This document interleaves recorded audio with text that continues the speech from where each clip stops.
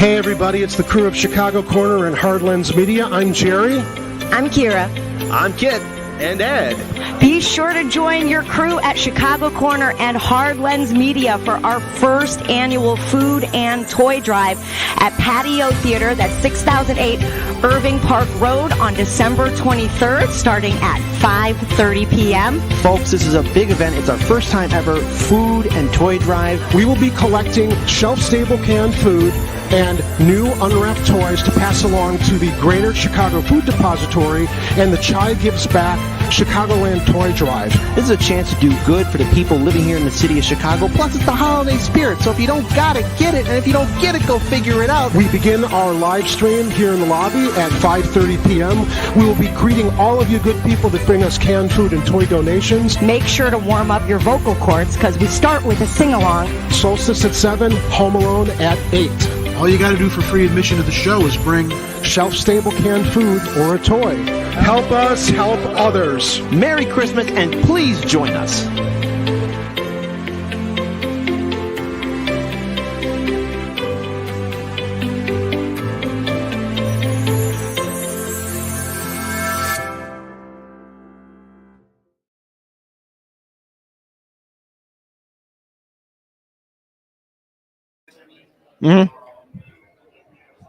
All right, ready? Hey, everyone, this is Kit Cabello with Hard Lens Media. We are live here at the Copernicus Center. I'm joined here today with my colleague, Jerry Vasilatos, the host of Chicago Corner. We are interviewing all of the Chicago mayoral candidates that are here. Jerry Vasilatos, real quick, because we got our first mayoral candidate coming in here. We do. We have Dr. Willie Wilson joining us for a few questions. I want to thank you all for joining us for our first successful live stream coming to you from the Copernicus Center as sponsored by the 38th Ward Democrats. This is going to be a great night. We've got about an hour to interview mayoral candidates, and then we will change and move our live stream into the theater so you can watch the mayoral forum. But I'm going to give the first interview here to Kit. He is going to interview Dr. Wilson, and stand by. I think we got a lot of good stuff coming to you, and here you go. All right. I am honored to at least introduce our first guest. He's running for mayor. This is the second mayoral run that he's running for. First time we saw him was in 2019 on the Hard Lens Media channel. I'm proud to introduce none other than Dr. Willie Wilson, who will be joining us. And again, folks, please be sure to like, comment, share, and subscribe to Chicago Corner. Dr. Wilson, please, if you may. Dr. Wilson, thank you so much for joining us here at Hard Lens Media and Chicago Corner. We appreciate your time. For our viewers and subscribers, what are you hoping to at least take away from this town hall forum, and how are you going to make yourself stand out against the other candidates that are vying for Mayor Lightfoot's position? Well, what we're going to do tonight is we're just going to be ourselves. I'm born down in Louisiana. I'm a sharecropper, 11 sisters and brother, and we work our way up from the bootstrap. I'm just regular people. You know, I'm just going to be myself, and I'm with regular people, and I'm going to stay with regular people, and not going to try to be something that I'm not. Now, in regards to this, it's been reported that Lightfoot will probably not attend this town hall. Will this be a repeat of what we saw in the earlier stages of the 2019 election when then Mayor Rahm Emanuel wasn't attending the mayoral debates or town hall forums before he resigned? Are you going to see, do you think history will repeat itself where Lightfoot will be a no-show? I'm surprised she's not necessarily coming here, but when you don't show up, that's a sign of weakness. I think the last time the community voted pretty well for her, and this time she's not really coming herself, and she should be here. I mean, these are citizens of Chicago, and citizens of Chicago should be able to hear your thought. What do you think about where you're going to take the city to? How are you going to get the crime down? How are you going to lower these taxes? You know, these are important things, you know. And so they should be here to answer the people and try to come up with some answers, how you're going to fix it, and how you're going to make sure you get the morale of our Chicago Police Department and the first responder, like the fire department, things of that nature. And then final question, and this is in regards towards already this election cycle is getting heated up. There's an ongoing fight between you and Jamal Green. And the one thing that a lot of our viewers have been asking, is Ricky Henderson still part of your campaign? Well, on a piece like that, I don't talk about really that because I had nothing to do with that. That's a personal situation between him and Jamal Green. We had nothing to do with that. They've been fighting for the last 4 years since last election. When I found out about it, you guys knew about it as well. That's a situation they need to work out themselves. But not only that, Jamal's dream is I got grandkids his age. I'm not gonna say anything to hurt him. You know, he'll learn later on. He'll thank me for it. You know, because he's I got grandkids, and I'm just not going to say nothing to hurt him. He got a future ahead of him. So then, in regards to Ricky Henderson, that's a yes or no. He's not part of your campaign. He's not associated with you. And if he is, does it call on the fact of Chicago? Like again, it seems a game of Chicago politics that we are all too familiar with. He does petition for me. You know, he does that for me, but he has an independent company. You know, and so I don't try to get involved with his independent, or he don't try to get involved with mine. Although I think he realized that feud between him and Lamont is personal. They need to work that out. You know, if I say something against a kid, you know, I could damage him because I do have people that listen to me, and I would damage him. I don't want to damage him, as I don't want nobody to damage my kid from not knowing such things. You know. Then in regards to this, I'd like to bring up my colleague, Jerry Vasilatos. This is a project that the viewers of Chicago Corner have been working on. Jerry, I'll give the mic to you. Thank you. So thank you for joining us, Dr. Wilson. So we at Chicago Corner have been compiling a list of issues that are important to all Chicagoans. And we've kind of irreverently called it our Chicago Corner Manifesto. But it's meant to unite the city from north to south, east to west. So we're asking all candidates we meet here today to very seriously take our list of requests that we feel all mayoral candidates should look at, answer yes or no, add your comments. If you could email it back to us, we'd really like to get all candidates on the record regarding a lot of the issues that our viewers have asked us to pass along to all mayoral candidates. So I'm going to leave this with you. Hope that we hear back from you on it. It's nothing we have to talk about right now, but I'm hoping that we can get some of your thoughts, and you can scan it and email back to us so we can get your thoughts on a lot of these issues that are important to a lot of our viewers across Chicagoland. Get it to my campaign manager, let him be in charge of that. I got a debate tonight. I'm not going to be concerned about filling this out. No, this is not, I don't expect you to do this tonight. This is for you to take with you. This is basically homework for all the candidates. I don't need it right now. We just wanted to make sure that you got it so that you can respond to us, because we really do feel a lot of these issues are very, very important, and we do hope the candidates are responsive to what our viewers across Chicago are hoping to get from a lot of our mayoral candidates across the city.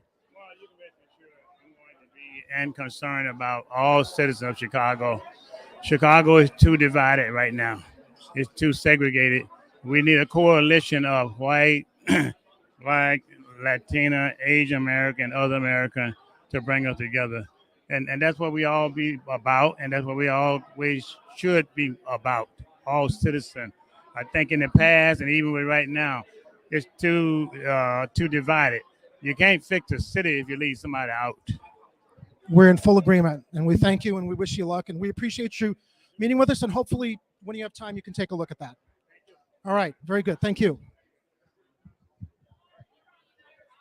All right, that was pretty cool. All right, so here's my thoughts on it. Obviously, all of our viewers did hear his answer in regards to Ricky Henderson, and it looks like there will still be an ongoing back and forth between him and Jamal Green. So it's quite clear that, as I said before on the show and on Hardlands Media, and our other colleagues in independent media as well, that this election cycle is going to be just as intense as any other election that we saw, specifically in 2019. So in regards to Lightfoot, he was very critical of her. So I will say, at least we do appreciate his time coming here on Chicago Corner. So I think it's, what are some of your thoughts on this? I'm glad that he spoke with us, and I'm hope that he was transparent, because I was off camera. I couldn't hear everything that he said in regards to the Ricky Henderson scandal. However, that being said, we have everybody who was able to watch it, and I'll be able to watch the pre. I can give you the answer what he was saying. He was saying, like, he does petitions as an independent company, so more or less he's still associated, but not directly associated with the Wilson campaign. Those aren't good optics, though,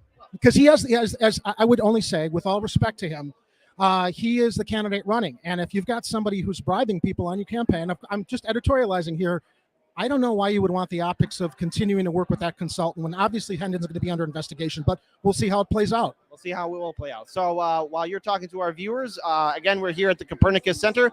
I'm going to be talking to the next mayoral candidate who I'll have us lined up. All right. So we got here early. Go ahead, Kit. We're trying to line up candidates to come over and speak with us, and luckily Dr. Wilson was here early.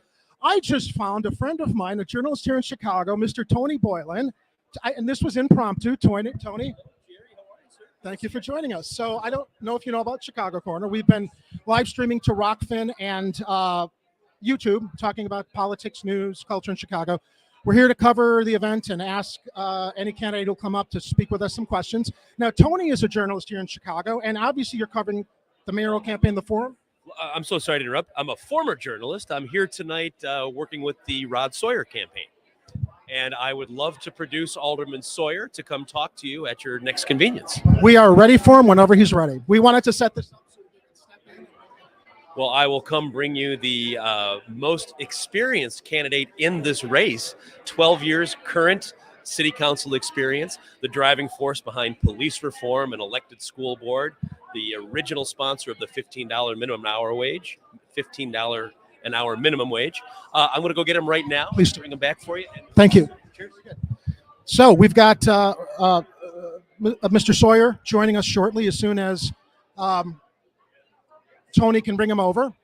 So I'm going to kill some time, and we were very excited to be able to present the manifesto to the candidates here, and I hope Dr. Wilson takes it seriously, as do other candidates. Now, with Mr. Sawyer joining us, especially being strong on questions of police reform, I do have a couple specific questions for him in that regard. So hopefully he will be joining us soon. I know the kid is also trying to wrangle some other candidates. What we got?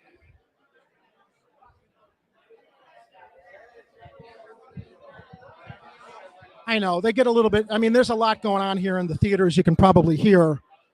And with the hour we have prior to the forum starting, you know, we got enough time to set up and hope we could get people to come over to our little station here.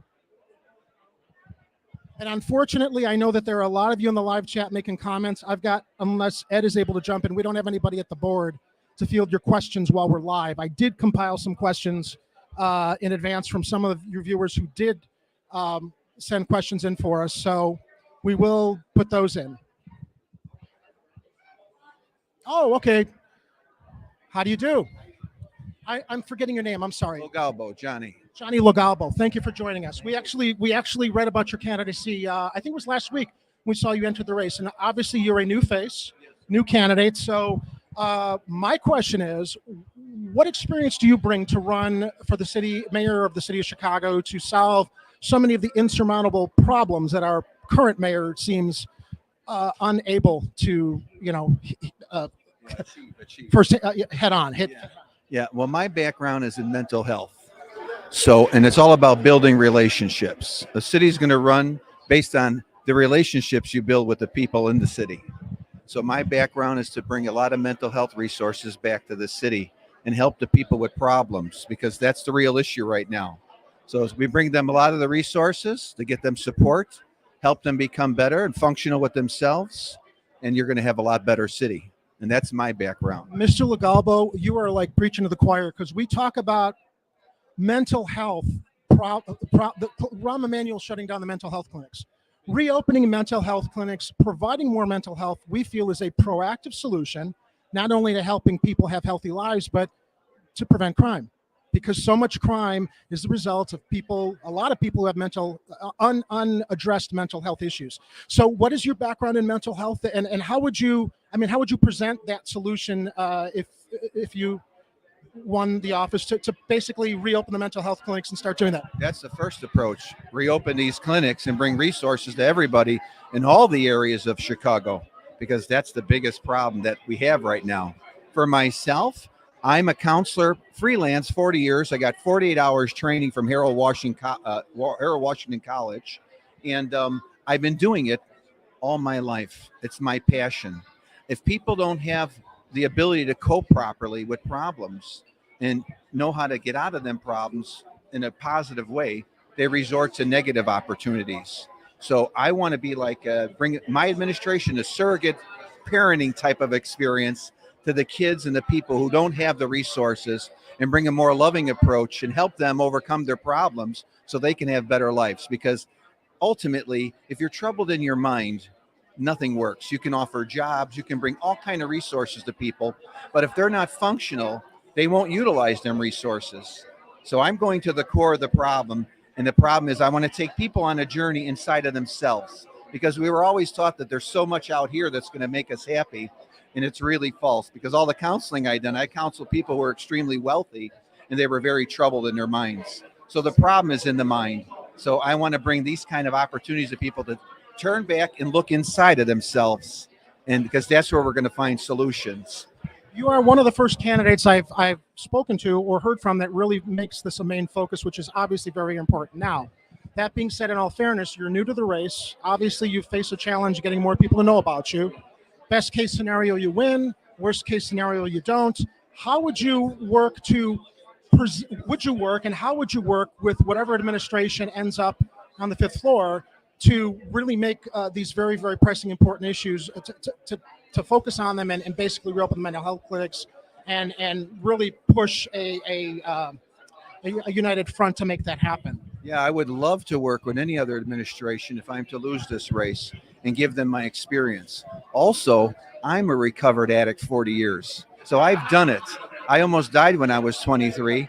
And the experience I had at the time I died was that I was my problem. So I changed because I was such a caring and loving person, but I realized I wasn't loving to myself. So at that moment, before I decided I was going to end my life, I said, well, maybe this makes sense, because I was talking, but I wasn't living what I was talking.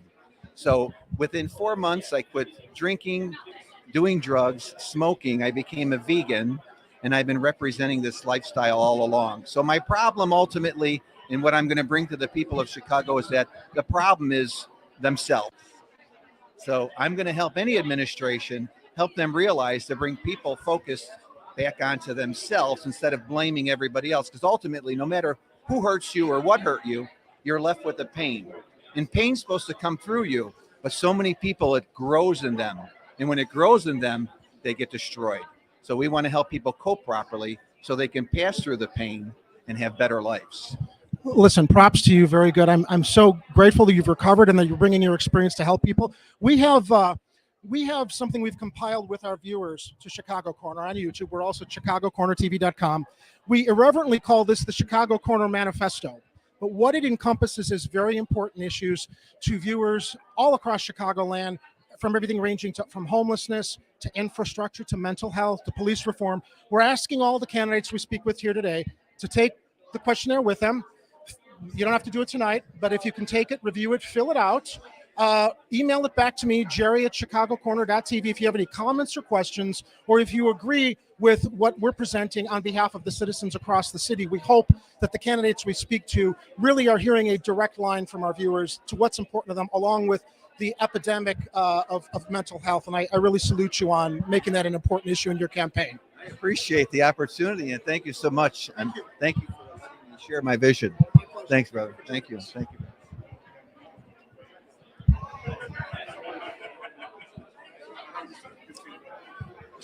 Sawyer?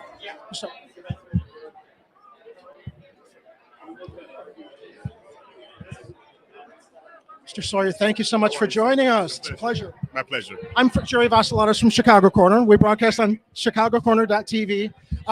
So I know your colleague, Tony Boylan. We actually worked on some previous mayoral campaigns. Yeah, good man. You're in good hands with him. So here's a key question, because we do understand you're really very, very focused on police reform. We at Chicago Corner are too.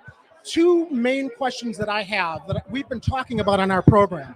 Number one, how do you feel about the concept of putting into legislation or law police officers being required to live in their communities so that the people that they're policing are their neighbors? They don't look at them as unknown faces. And we think that type of a proposal for the police department bridges the gap between the police and the citizens in the community better. Now, obviously, that's not an easy thing to institute, but we feel that bringing the community together with the police, so we don't always have this issue of the police fearing for their lives, not knowing who they're going out and helping or policing. What do you think of that type of a concept, and how to possibly integrate something like that? One of the things, I don't think we should legislate it. We should encourage it, and we should provide incentives for that.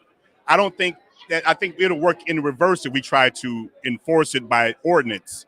I think that would be problematic. But I do encourage officers live in the communities where they serve living areas, not just the edge of the city of Chicago, where most of our police officers tend to live, but in the actual heart of the city, in police districts where they work, police districts where they are making a difference. I think that they should be there. We should offer housing incentives. And I know that worked for a while, but we abandoned it many years ago. We should relook at that in your regard. Housing incentives would feel like a good way to promote it, because if you don't enforce it, how do you get them to actually step up? Because we also feel that the Fraternal Order of Police kind of has an attitude, it's like them against us, and and that should not be the case. Absolutely. I say this with all respect to law enforcement. We talked about this on our show all the time. I want law enforcement in Chicago to live up to the ideal we all expect it to be. But as you know, and as we've seen, there have been so many scandals, so much abuse. We want to see CPD aspire to be better. So when we talk about how they can, live amongst the community that they're actually policing, we just feel from that perspective, it unites people more than divides them. So I think your proposal of like offering housing incentives does make sense, but as far as enforcing it. Yeah, I think enforcing it will provide a reverse effect. It'll feel that it is a us against them kind of attitude. And I don't want us to have that and to continue to have that. Police are our partners. We need police in our neighborhoods. We need police in the city of Chicago, and I support the police department. I support our rank and file officers. I want to make sure that we do this. That's why I've been a part of so many things as relates to police reform. I obviously know that I was the one that created that, was part of creating the new offices that we have now, the district councils. That was my ordinance that I worked on for almost 7 years. So I'm very proud of that. And I want to make sure that we do more to encourage community and police relations. In order for us to fight crime, it takes everyone to be involved, not just the police, not just the community. Working together is what makes it happen, because we cannot find out who's causing or committing crimes without engaging the communities where they live and work, and making sure that they know that they can be trusted with good information and they won't be cast aside or they won't be targeted once that information gets to them. So we want to make sure that relationship stays strong, and we continue to foster that to make sure that we can catch the bad guys, get them before a trial judge, and get them a judge so that we can have safer communities. Another tough question, and it's not a gotcha, but it's something we've talked about a lot also. Medical doctors, attorneys, other professionals are required to carry liability insurance. Why is there such there seems to be a resistance to CPD either having police officers and everyone in law enforcement carry liability insurance to cover these unfortunate lawsuits we see that come out of taxpayers' pockets, or if you don't want to carry the insurance for a possible liability with an abuse issue, it comes out of your pension. Because that would also keep people accountable. We think it would keep people accountable, because if you have some teeth in something, I know it's a tough question, and it's not being anti-law enforcement. It's accountability. It's not a tough question at all. Okay. I supported this for years now. Okay. I've been trying to work on, but maybe a little modification of what you're doing. What you're talking about, what you're proposing. I'm a lawyer by trade. Okay. When I practice, I have to carry liability insurance. So and when you have officers that are providing a very serious service to our citizens, I think that we should have a level of what they call reinsurance. Zero liability to X should be covered by the officer. X plus 1 to whatever should be covered by the city. So we can have a reasonable amount, that the first $250,000. I'm just making a number up, so don't hold me to it. Say the first $250,000 is covered by the officer's policy that he covers, which could be nominal. It could be part of his union dues, or you could make it part of the dues that they pay. And anything over that, the city pays. I think that's a fair compromise, and I think it's something we should be looking at very seriously. It's a step in the right direction. So I don't know who else. Is Kit nearby? I don't know. Okay, we've got a little time. Kit, is there someone else waiting? Okay, so we have some more time to talk. So, Mayor Lightfoot's not here tonight. I don't know if she was invited or not, but if she wasn't, do you know if she was invited? I have no idea at all. It's interesting she's not here. All right, let me shift into something else. We on Chicago Corner have compiled what we irreverently call the Chicago Corner Manifesto. It's meant to unite north to south, east to west. Actually, what this is, it's a compilation of very, very important issues from all of our viewers of Chicago Corner. Ranging from infrastructure to mental health clinics to police reform to environmental racism. We ask all candidates not to do this tonight, but I want to give it's only 4 pages. Take it with you, read through it. My email is on there. If you can respond, if you agree to some of these issues or how you might propose reforming or addressing these issues, email it to me. And we'd love to have you on the show to talk more. We live stream Tuesdays and Fridays to maybe perhaps talk about your response to the Chicago Corner Manifesto. Thank you so much for joining us. Really appreciate it. Absolutely. All right.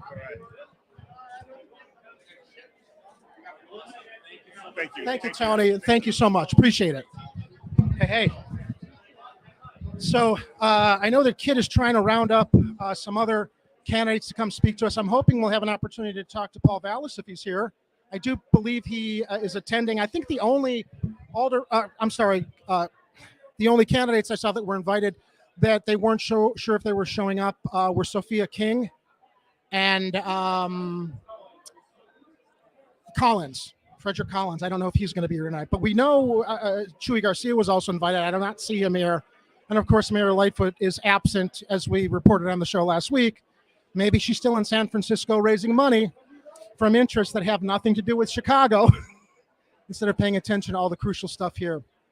So let me check what our time is, because we are going to be shifting. Okay, we're only at 5:30. We got a half hour left. Hopefully, Kit, what's the good word? All right, so obviously you saw us interview 3 of the mayoral candidates that are here. Unfortunately, it's something that you're familiar with, I'm familiar with, and you're from Chicago. There's some traffic right now that's preventing some of the mayoral candidates from getting here. But the early bird gets the worm, and the thing is, optics is everything. And if you get your message out even to a handful of people, especially for this city election, you gain a footnote. So it's always it should always behoove any candidate or any news agency to get to an event early. And so what do I mean by setting up? 5 minutes before showtime, we figured out our audio and our connections, and we were here 2 hours early. But I'm so excited we're making this work, though. Live streaming in the field and urgent news stories. Right. But the thing is, though, this is something I said is a problem with Chicago elections. Very few Chicagoans know that in 2023 we're going to have an election. Same thing happened in 2019. And while Lightfoot was able to win with a landslide, it was the lowest voter turnout in our city's history. 30%. Exactly, 30%. So that means a little bit over 15% of Chicago supported her out of the 100% across the 50 wards. And so here's what's going to benefit all the candidates, especially if they're going against Lightfoot. And if she has a strong campaign chest to actually get herself reelected, you need to be reaching out to as many communities, as many constituents as possible. Go outside your comfort zone and speak and talk to people. Now, again, obviously traffic is a factor in, but you got to factor it in, especially for these events. Yes, exactly. But Jerry, you've interviewed 2 of the mayoral candidates so far. And I was very, very pleased that they were receptive. I think Dr. Wilson may have been as receptive also, but I do think that Mr. Collins and Mr. Logalbo took our Chicago Corner Manifesto seriously as far as reviewing it and emailing it back to us. So hopefully they will give us some of their responses on all of the issues that we have compiled. Actually, that our colleague Edward Heller has been very, very gracious in organizing and keeping organized to print out and present to everybody so they can email their responses to us and we can hopefully have them on a show on a live stream before the election. And I also want to point out something else here too, especially to our viewing audience members who are part of Hard Lens Media.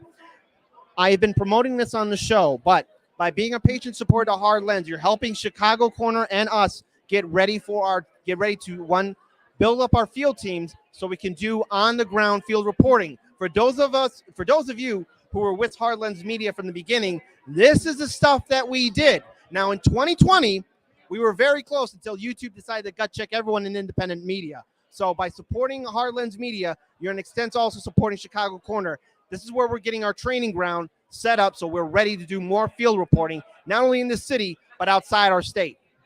Put up your dukes. Chicago Corner has a Patreon also. Only $5 a month to support everything we're doing. Of course, support Hard Lens Media. But Chicago Corner is a fledgling channel that, unfortunately, people have to look for it to find it on YouTube and Rockfin. It's not like people, although many of our fans and viewers have said we're this great little secret that they are sharing, we only have about 1,450 subscribers right now. We should have a lot more when we're out in the field doing this, and this is the kind of stuff we want to do. So please, everybody watching, if you can afford $5 a month to our Patreon, we will add you to our Patreon list that we read at the top of each show, as Kit does with his Hard Lens Media supporters. Support both networks, because we're all trying to do as much as we can to strengthen the voice of indie media here in Chicago and hold people accountable. We've asked these candidates some fair questions, but couple tough ones, with all due respect, and that's the kind of that's the kind of accountability that we want to ask all candidates, whether they're aldermanic candidates or mayoral candidates. Answer tough questions and don't get the softballs from the regular media. And I also want to just elaborate just a little further around with the Willie Wilson. With the Willie Wilson interview that I did with him. I mean, obviously, he didn't really give the yes or no answer that we want, but he danced around it. But one thing I will give him credit for is that he did call out Lightfoot, especially during that early part of the interview. So hopefully, I mean, maybe we won't see a repeat. Maybe Lightfoot will attend. But in my opinion, and from what I'm looking at the ground right here so far, and how she is not able to take any kind of criticism, I'll be surprised until she starts showing up to the bigger ones. So right now, only 3 candidates are here so far: Logalbo, Sawyer, and Wilson. With that being said, let me go and check and see what's going on here. Shout out to everyone that's watching. Thank you so much, especially to the Heartlands Media viewing audience who are right here with Chicago Corner. We're only getting started, so by supporting our 2 networks, you're helping support Chicago independent media, and we need your support now more than ever to really get the truth out there to the people, because you don't see corporate media here right now. Thanks, Kit. So Kit's going to see if he can go out and hustle up another candidate for us to speak to. You know, there was some breaking news the other night, very sad to report, that Chicago's walking man, Joseph Cromelis, did pass from the horrible, severe injuries he sustained in what is now being charged as a murder attempt, and it was, with this knucklehead who decided to set him on fire many months back. He went from critical to serious condition. As a senior, it was remarkable that he was able to recover that much, but sadly he did succumb to his injuries, and our prayers and best wishes go out to the family and friends of Mr. Cromelis. Again, crime happening in the city that's just crazy. We got someone? Okay, who we got? Awesome! We got Jamal Green. Stand by, everybody. One of our favorite candidates. Although I do want to give deference and say that we appreciate everyone coming up here to speak with us tonight, and who will field our questions of accountability and hopefully like I said, I don't want to be throwing gotcha questions at people, but a lot of people would think, well, you know, you're putting us on the spot. Well, that's part of the job, to answer some of these tougher questions. So let's see. It's a pretty good crowd in here, as you can hear from the noise. Unfortunately, I can't look at the live chat. I'm hoping Ed may have jumped in and he can pop up some comments, because I don't have a view of what's happening on screen right now through our StreamYard. But let's kill some time here. I don't know if it's possible. Also, by the way, I want to thank our camera operator, Victor, who showed up last minute to help operate the camera. Is it possible, Victor, to swivel the camera a little bit, or would that be a problem with the wires to see the crowd? Could you swivel a little bit? We'll maybe see if we can show what's going on in here. There we go. There you go. That's great. That's where we are right now, in the beautiful lobby of the Copernicus Cultural Center, which, by the way, all right, let's go off politics for a moment. The Copernicus Center used to be the Gateway Theater back in the day.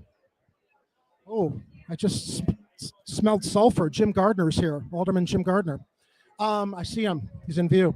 But the Copernicus Center used to be the Gateway Theater. It's a beautiful movie palace inside. I saw 1977 King Kong with Jessica Lange and Jeff Bridges and the late Charles Grodin. Great movie, inspired me to go into filmmaking. So much so that when we premiered my film Solstice 30 years ago in 1993, we premiered it here at the Copernicus Center. So you can see Solstice along with Home Alone at the Patio Theater, December 23rd, where we're also collecting canned food and toys for underprivileged people across the city of Chicago. You get free admission to that show with a shelf-stable canned food or a free unwrapped toy donation. So we hope you can join us on the 23rd. In the meantime, we have Mr. Jamal Green.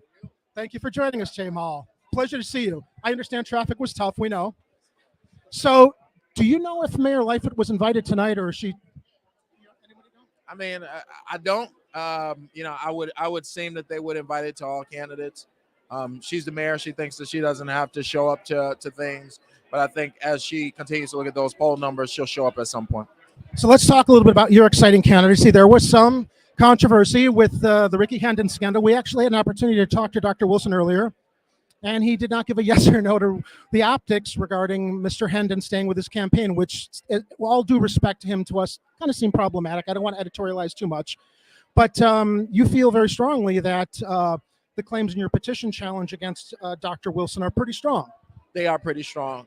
You know, we've been clear as far as the residency, as far as the pattern of fraud, you know, as far as just the full petition, all of the sheets not being binded correctly, numbered, notary stamped, circulator signatures, etc. So that's pretty strong. I think that we have a great case right now. It's in records challenge as we speak.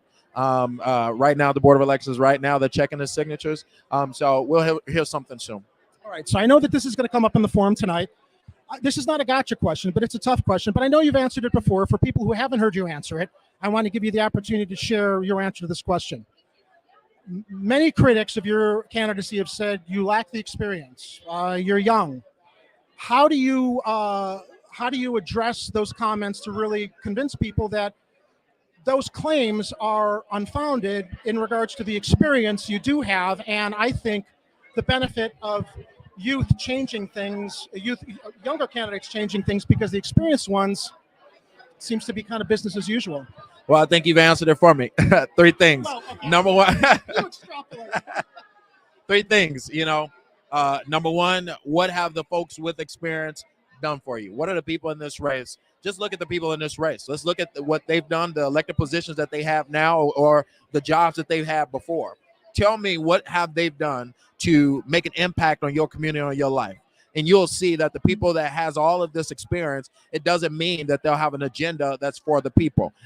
Number two is, I'm not tainted. That is a great thing, right? It is a great thing that you have a candidate that is not tainted, controlled, puppeted around, that has real policies that really benefit the people, and that is 9 times out of 10 going to keep their promises because they don't have those ties and they're not tainted by old seats. And number three, yes, I'm young, right? But when you talk about the experience, talk about the experience that I do have. The experience that I do have is in the community, whether that was on behalf of Laquan McDonald, on behalf of young people throughout this city, fighting on behalf of businesses to keep them open or get them back open after they were looted, raising $250,000, forcing Chase Bank, fighting the largest bank in the world, forcing them to give back $1 billion to the South and West Sides. When you talk about the experience, I don't care what it is, housing, violence, mental health, every different issue we can go down the line. I can show you how I've been on the front lines fighting for that without the title. And I think that experience with the people, fighting for the people, matters more than experience in government being corrupt. So let's talk about banking, because you have been at the forefront of an initiative to provide affordable housing for people across all Chicago communities. And you kind of addressed this at your press conference at the petition drop-off, but for our viewers that don't understand the concept of the benefits of a public bank and how it could help Chicago's, not only your economy, but perhaps also help the crushing deficit and our budget shortfalls we're always dealing with. Can you, I know it's a complicated subject, but as Reader's Digest as you can, tell our audience why you're proposing this, why you're so much in support of it, and what those benefits are, so people will perhaps expect the same kind of proposals or support from other candidates.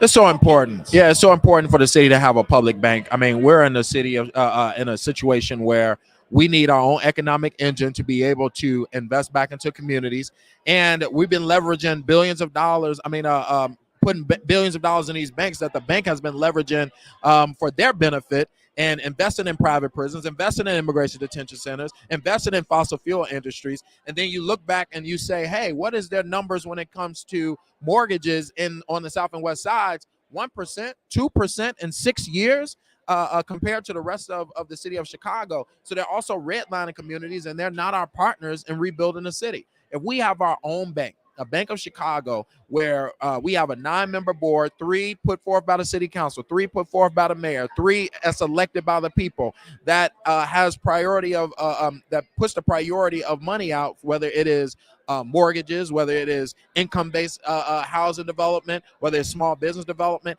And then when that happens, the profit that comes back from that bank goes right back to city services. It's not investing in the prisons, it's investing back in the people. So that is whether it's paying down our pension crisis, right? Or whether it is being another stream of funding for our underfunded schools.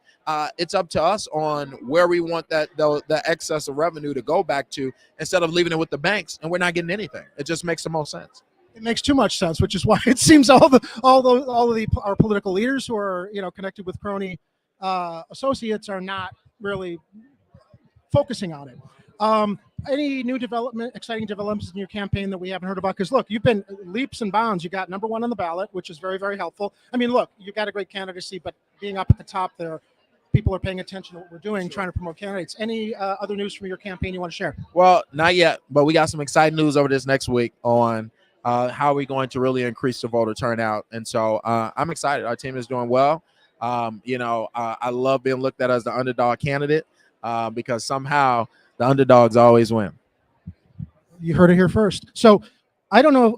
Hopefully you've heard about this, but if not, Jamal, really quick question. So we have what we call on our show the Chicago Corner Manifesto. This is, you've heard about it. So this is basically important issues, and I would imagine you probably align with almost everything, if not everything on this list. So we're asking all candidates we speak with, not tonight, but if you could take this with you, it's a little bit of homework. Fill it out, review what you agree with, what you have comments on, email me back at jerry@chicagocorner.tv. And obviously we want to have you on the show again, but we're trying to get candidates feedback on what the other issues are coming from the people across the city of Chicago that you might not know about to address so we can talk about it. So that's your homework, sir. No problem. It's a pleasure to see you. All right, take care. There you have it. Exciting news coming from Mr. Green's campaign soon. Let me check our time and see if we're going to move into the auditorium. We've got 15 minutes. I know that Kit is trying to wrangle up some other candidates that are hopefully we're able to beat traffic. Not sure yet who else is here. I see Kit coming. He's giving me the finger, but it's the pointer up finger. One more. Okay. Hey, how you doing? So I forgot what it's like to do all this foot traffic stuff. So, we got one more mayoral candidate that will be joining us. And then pretty much we'll be getting ready to cover the event at 6 p.m. So all of a sudden their name just slipped my mind. So I'm so sorry. Yes. So no, not here yet. There's still ongoing traffic. So there you go.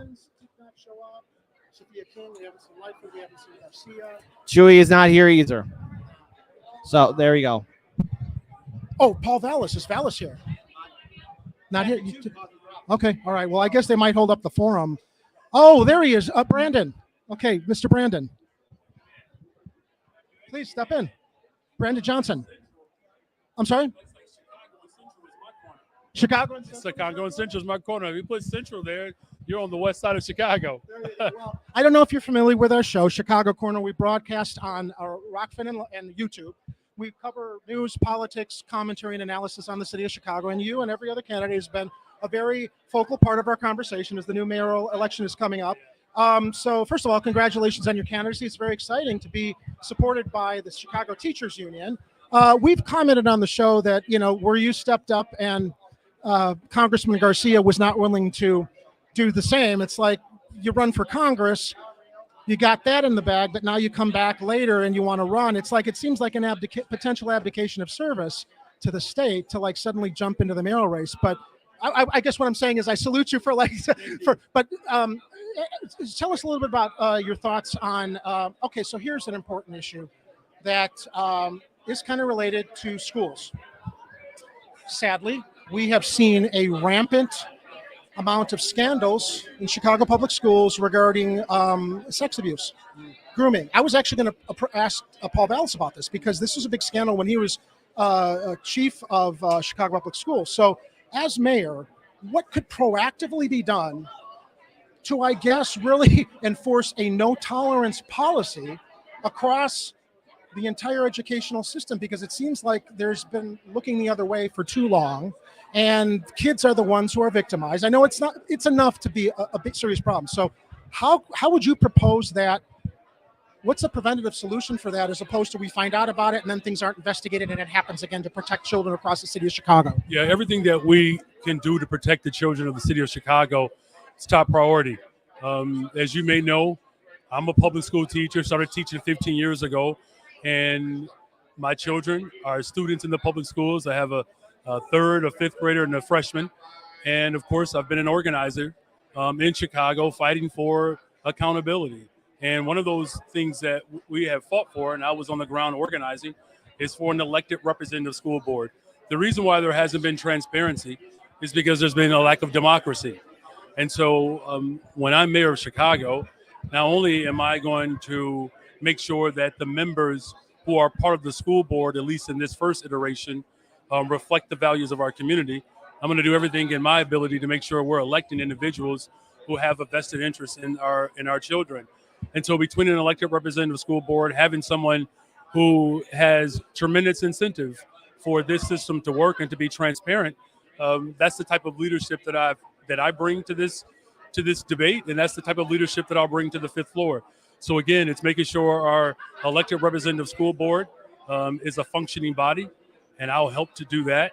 But it's also making sure we have the right leadership in the meantime. So that's having leaders at every single level within our public school system that love and support and care for our children and our families. And transparency is a major part of the work that I've done as a Cook County Commissioner, and it's what I'm going to do once I'm mayor of Chicago. So one of our viewers, Dominic Palella, one of our patrons, had a question. As a candidate, how would you look to, and could you do this, and how would you do it, town hall meetings to get direct feedback from the citizens of Chicago in regards to how the city's budget is put together and spent? You know, because the city's budget, we see so much money allocated to the police department. We're not anti-law enforcement, and I think defund is a horrible phrase. Reallocation for mental health clinics, to look into infrastructure and investing in communities could helpfully stave off and prevent crime instead of overloading the police department with an enormous amount of money that doesn't seem to be reducing crime. So our viewer thought that it would be very, very important to figure out how mayors could, and we'll let you go in a moment, how mayors could open up a forum for the citizens to have feedback, actually forums to like share their thoughts on. That's critical. The progressive movement that I've helped, lead in this city started, these type of budget conversations within our community, where we are transparent in local wards. And of course, we're calling for participatory budgeting. As mayor of Chicago, I'm going to expand that and continue to do that. In order for us to actually have a city that works, you have to have the voices of the people participating in that. So having town halls across this city so that we can pass a budget that speaks to working class and middle class folks, that's paramount. That's what's actually going to make sure that our city thrives and works for everyone. Yeah. No, she's been a real disappointment, a real failure. She's broken every single promise. I, on the other hand, I'm a promise keeper, and you have my commitment to make sure that we're engaging the electorate so that we can actually have a Chicago that works for everyone. One last thing. Yep. We have on our show, we irreverently call the Chicago Corner Manifesto. It's actually a list of important issues that come in from all of our viewers regarding things that they hope that all mayoral candidates will address. This is not for tonight, it's your homework though to take with you. So if you can review it, maybe fill it out, share your thoughts. If you agree with things, email me back. We'd love to have you on the show, one of our live streams, to talk about all of these issues that our viewers are. Homework for a teacher. Thank you and good luck to you. Appreciate you. My pleasure. Thank you. Hey everyone, this will probably be our last mayoral candidate. Will be interviewing Who we got? Buckner, Buckner. Oh, okay. Okay. Hello. Pleasure to meet you. Good to meet you. Jerry Vasilatos from Chicago Corner. Buckner, how are you? Following your campaign. I'm a little bit overwhelmed here because we've been juggling and we want to get inside. So one of the issues that a lot of our viewers are concerned about, we asked another candidate about this, is police reform. Yeah. And you seem to be strong on police reform from my reading. Yep. What are your thoughts on,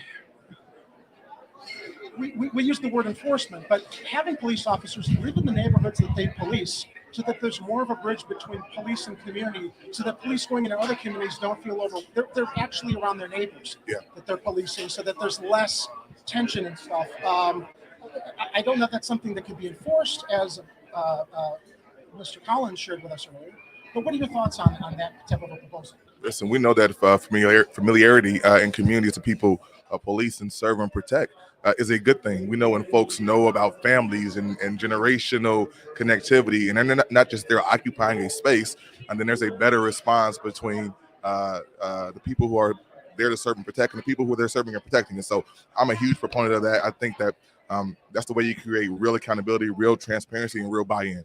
And real, bringing people together. That's right. I don't want to hold up while you're going, but I want to share one quick thing with you. And hopefully you can come on our show and talk more about your candidacy. We're at ChicagoCornerTV.com. Our viewers have helped us compile a list of what we call the Chicago Corner Manifesto, quite irreverently. It's a list of concerns from citizens across the city, north to south, east to west, everything from infrastructure to mental health to police reform to environmental pollution. So we're asking all the candidates, take this with you. It's your homework. take a look at it, perhaps make some of your comments, agree, disagree, what your thoughts are, email it back to me so that we can schedule to have you on our live stream. We can talk about this because a lot of our viewers want to know that the candidates we're talking to probably have an ear to the ground regarding a lot of these issues, but there may be some issues that you're not aware of that we hope will be helpful. Thank you for doing this, Jerry, and we'll take a look at it. And what I'll also tell you is that I'm the only candidate in this campaign who has an infrastructure plan, a transportation plan, an environmental plan, a plan for our veterans, and a mental health plan on top of a criminal justice plan. And so we've done this. It takes it all. You have to do all of these things to actually run the city, and we're working on it. And so thank you for this. It's important. Man. Thank you and good luck tonight. Appreciate it, brother. We appreciate it too. All right, everybody. So I'm going to, you know what, Kid, actually, why don't you hand us off? And what I'll do is I'll put us on please stand by so we can move into the auditorium. But I'll tell you when we're off. Got you. All right. Hey, everyone. First of all, oops, careful. All right. So first and foremost, hey, how exciting is that? Our first mayoral town hall forum that we are hosting here. Again, Heartlands Media and Chicago Corner are working in collaboration to be covering this event. We're looking forward to at least doing more of them, more town halls, more debates. And by supporting independent media, you're making this happen. We want to thank all of our viewers and subscribers for supporting us. Shout out to our moderators, especially for those who are keeping the peace. Again, we are getting the sign of, obviously, show up inside the auditorium. So until I get that light from Jerry, obviously we're going to be doing a please stand by. So we're done.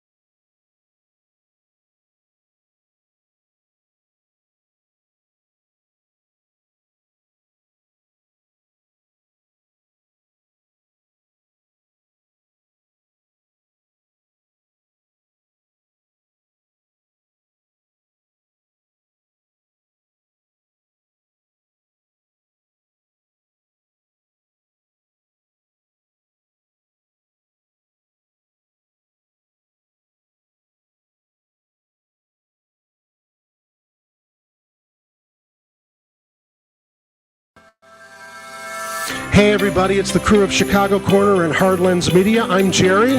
I'm Kira. I'm Kit and Ed. Be sure to join your crew at Chicago Corner and Hardlands Media for our first annual food and toy drive at Patio Theater, that's 6008 Irving Park Road, on December 23rd, starting at 5:30 p.m. Folks, this is a big event. It's our first time ever food and toy drive. We will be collecting shelf-stable canned food and new unwrapped toys to pass along to the Greater Chicago Food Depository and the Chai Gives Back Chicagoland Toy Drive. This is a chance to do good for the people living here in the city of Chicago. Plus, it's the holiday spirit. So if you don't got it, get it. And if you don't get it, go figure it out. We begin our live stream here in the lobby at 5:30 p.m. We will be greeting all of you good people that bring us canned food and toy donations. Make sure to warm up your vocal cords because we start with a sing-along. Solstice at 7, Home Alone at 8. All you got to do for free admission to the show is bring Shelf-stable canned food or a toy. Help us help others. Merry Christmas, and please join us.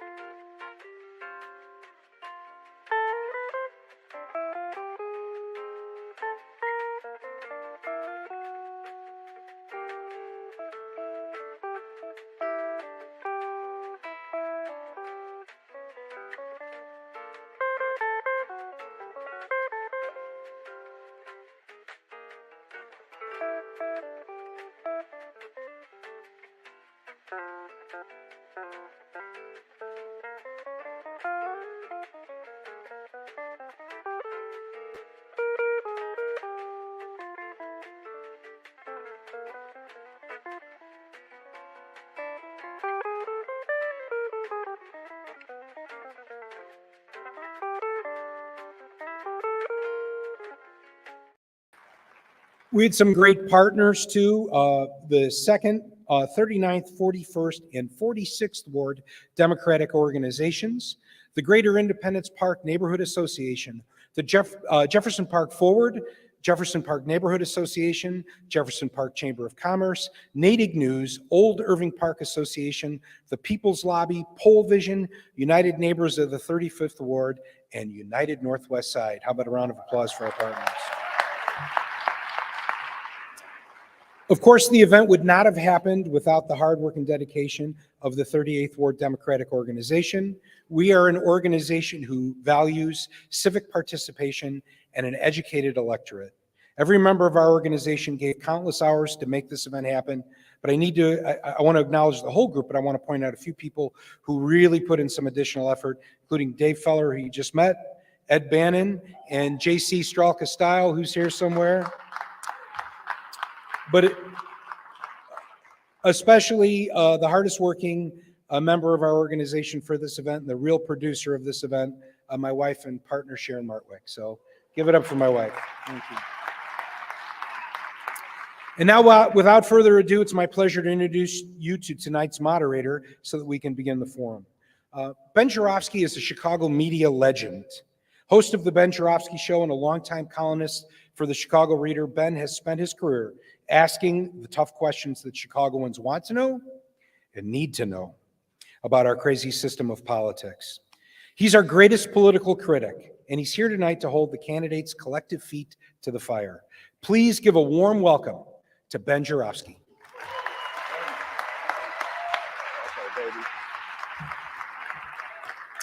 Thank you very much, Rob Martwick. And thank you very much, Northwest Side of Chicago, for inviting me back. I say back because I recall at least 3 debates that I moderated on this stage in this auditorium several years ago before COVID. The last one was a legendary showdown between, well, it wasn't, we're the 38th Ward, it was a 45th Ward, as I recall, John Garrido versus John Arita. A lot of Johns on the stage that night. Oh, that's a subtle joke. Anyway, thank you for laughing at it. So welcome to the Northwest Side Chicago Mayoral Candidates Forum. All right. Yes.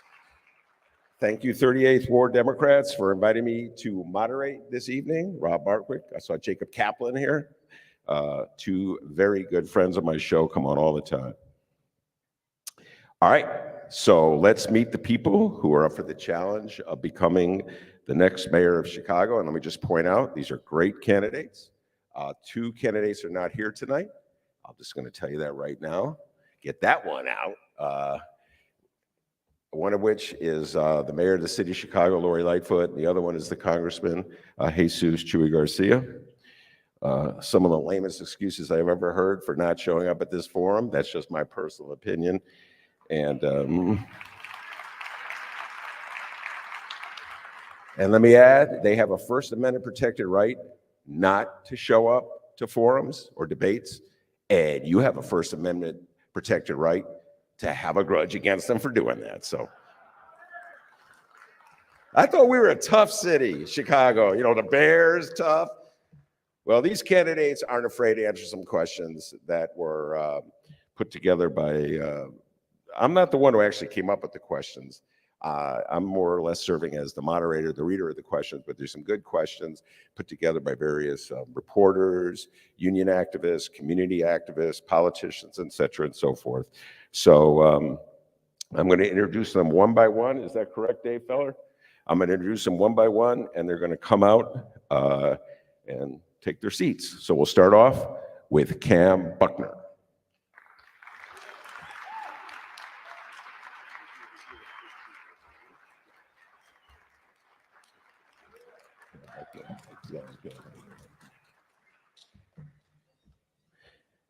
Next up, Jamal Green.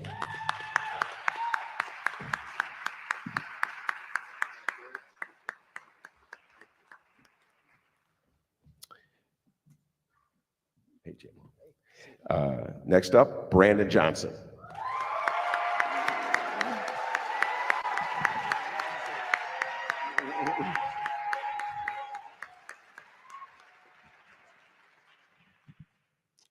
Next is Alderwoman Sophia King.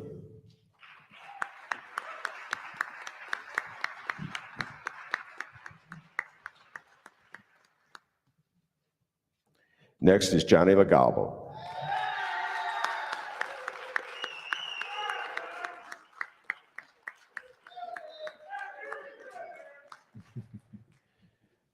Next up is Alderman Roderick Sawyer.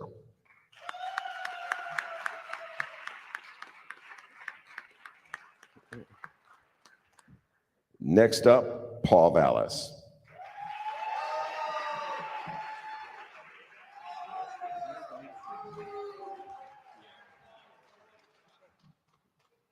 And finally, next up, Willie Wilson.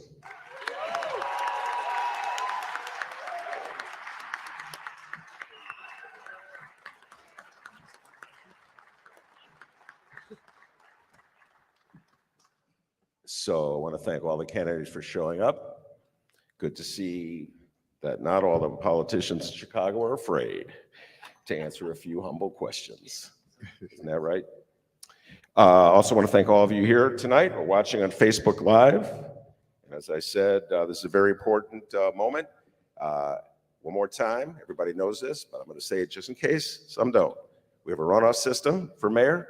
Most likely, there will not be a winner coming out of the first round, so it'll be a runoff. So it's very important. First round, you can vote for who you think is best in your mind situated to be mayor of the city of Chicago.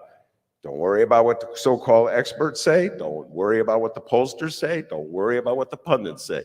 Go with your heart and go with your head.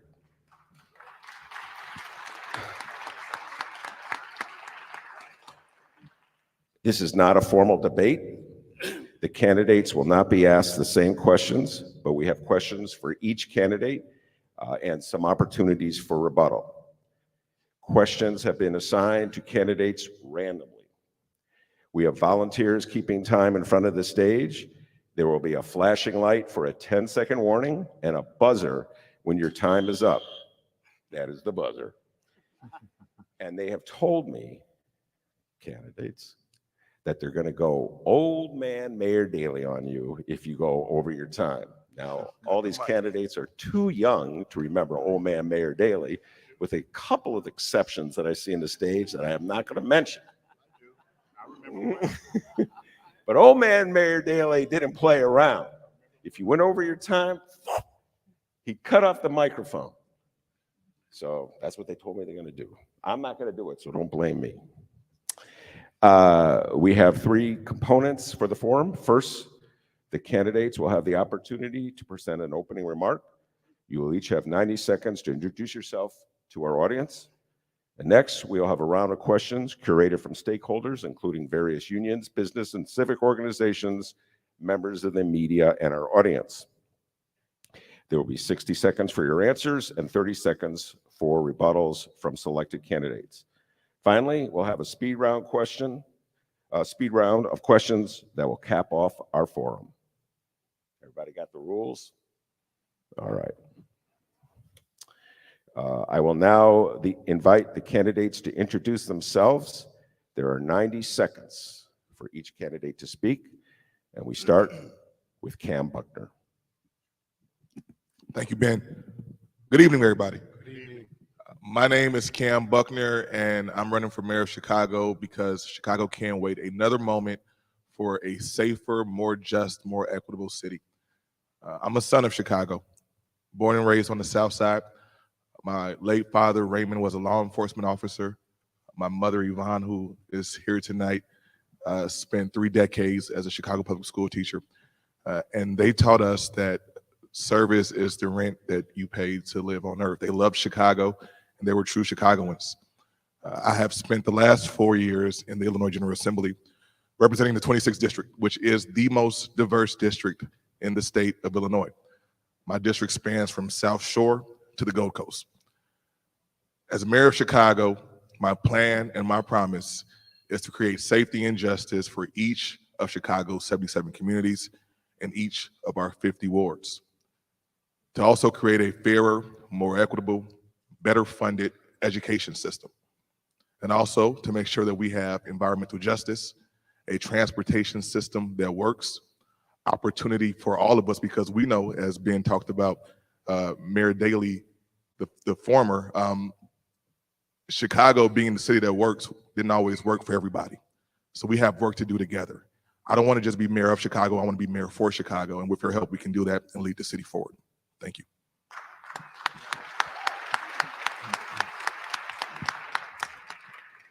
Next up, Jay Malgreen. My name is Jay Malgreen. I'm running for mayor of the city of Chicago because I'm tired of politicians who don't keep their word. I'm tired of the political systems not working in the best interests of people all across this city. I'm tired of walking in neighborhoods each and every day, seeing young people hopeless, seeing young people carjacking and shooting and killing each other. And I'm tired of continuing to see folks in the neighborhoods feel like they have to leave the city of Chicago to experience any type of happiness. I'm running for mayor of Chicago because I've been a community organizer for many years on behalf of all Chicagoans, whether it was on behalf of anti-violence, whether it was during the pandemic when businesses were looted and we came up with $250,000 to get them back open, whether it was fighting the largest bank in the world in Chase Bank when they were redlining the South and West Sides, and we made them give back $1 billion to the South and West Sides over the next 5 years. I've always stepped up and organized with folks all across this city to create a better future for our city. I'm running because we need someone that's connected to the neighborhoods, connected to this generation, and has the energy to step up and fight the powers that be and move forward a vision to help create a future that we can all believe in together.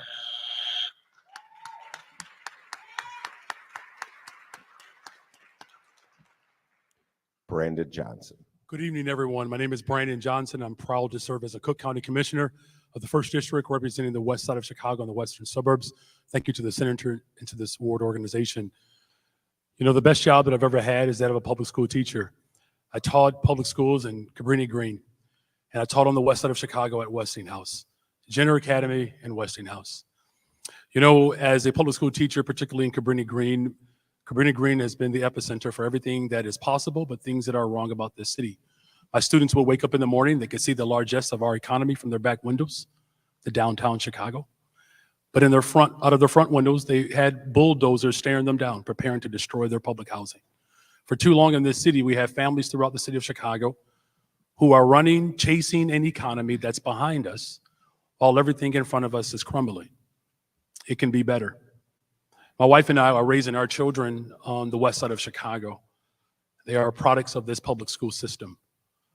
I'll do anything in my power to protect my children, and I'll also do that as mayor of Chicago, because what I want for my family is what I want for the families across the city, and no one is going to work harder. As an organizer and as a teacher, we've worked collectively, many of you in this room, for an elected representative school board, to raise the minimum wage, to make sure that there's accountability within our police department, to ensure access to affordable and public housing. As mayor of Chicago, you will not have to fight someone who does not agree with you. This current administration has broken every single promise, but I'm a promise keeper. Thank you.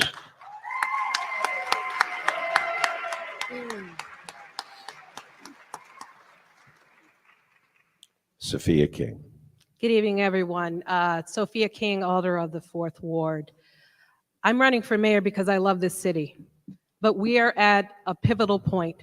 There is so much dissension between this administration and the police, between this administration and our teachers, between this administration and my colleagues who are speaking with their feet. We need somebody who can lead with collaboration, not confrontation. Somebody who attacks problems and not people. I've been able to do that over the last 6.5 years as Alderman of the 4th Ward. I've been able to lead with compassion and to get things done. I led the fight for a $15 minimum wage hike, which brought 400,000 people out of poverty and 100,000 to livable wages. I led and am leading the Michael Reese development, which is showing that developers can see an upside and the community can see an upside. I, as chair of the Progressive Caucus, help lead civilian oversight of the police across the line. But we also need somebody who understands how to represent the entire city and not just segregated populations. I go from downtown to Hyde Park with Bronzeville in the middle, one of the most diverse wards there is. But the #1 request I get is for more police presence. What does that tell me? That there's still a respect and a reverence for police. We cannot throw the baby out with the bathwater. I understand that we can uplift police and hold them accountable, that we can have safety and justice. I am the one to lead us to on the 5th floor. Thank you. Daily. Amen. Johnny Logalbo. Thank you, everybody, for coming. My name is Johnny Logalbo.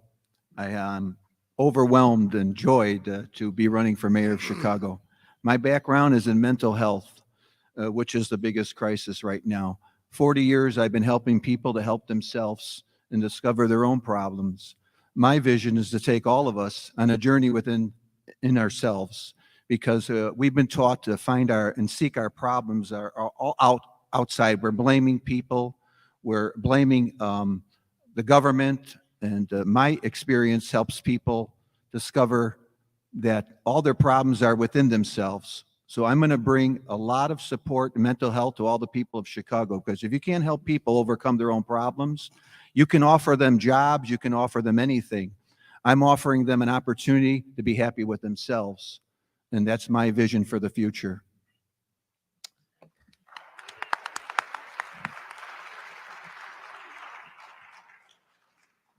Roderick Sawyer. Good evening, and thank you. Thank you for having me today. I share concerns that a lot of you have, and I'll say that this with my 12 years of working in the city of Chicago. The city does not work for each and every one of you here today. It may work for a couple of you, but the vast majority of you, it does not. I'm here to fix that. What I will say about myself and in my journey for mayor is that I've been a model of consistency. I've worked and I've led on the following. I've led the Fight for 15 at the very beginning. I was one of the first 2 aldermen to sign on to that. I led in the elected representative school board and worked with the teachers union and other advocates to get that finally passed. I've led in anti-violence initiatives, led in early childhood education, led in labor peace agreements for the airport, and also with police reform here in Chicago. These are the things that I've been doing in my 12 years of serving you in the city of Chicago. I want to continue those efforts as mayor of the city of Chicago, because I think we need somebody that has the experience, that has the knowledge and dedication to do what's right, not just what's convenient in the city of Chicago. I'm here to be that person, to serve you and get Chicago on the right track. Please consider this as an outcalling of support. I want your support for mayor of the city of Chicago. I want you to buzz. No buzz. Paul Vallis. Good evening. I'm Paul Vallis, and I'm thankful to be here today. The most critical issues facing our city, unsafe communities, struggling schools, inequitable budgets, are all product of bad leadership. There's a leadership crisis. As your next mayor, I have the demonstrated skills and track record to assemble the type of diverse leadership, talented team committed to serve your interests and to get our city back on track. As a grandson of Greek-American immigrants, a family of 6 veterans, 3 police officers, 2 firefighters, 3 teachers, and small Greek restaurant owners, I've dedicated my life to public service. For 30 years, I have responded to every request without ever questioning the task at hand or the obstacles in place, with the goal of serving the community. If I leave you with anything, I want to say that I am the transparent, inclusive, and accomplished leader who has a reputation for working with the community to get things done. Together, we can get Chicago back on track. Thank you so much, and thank you for being here.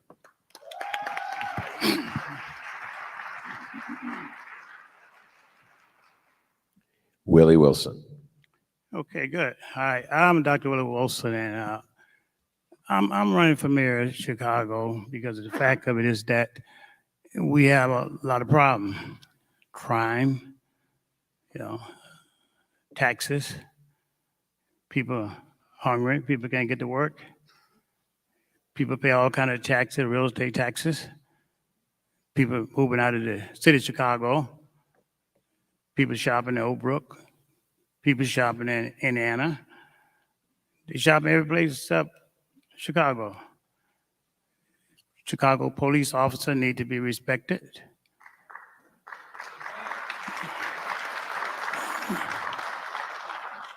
And we will fight for what's right. We will make sure that people are not afraid to stop and get gas. We'll make sure that people are not scared in their homes. And we'll make sure that people can play in the yard. We'll take the handcuffs off the police officer and put them on the truck.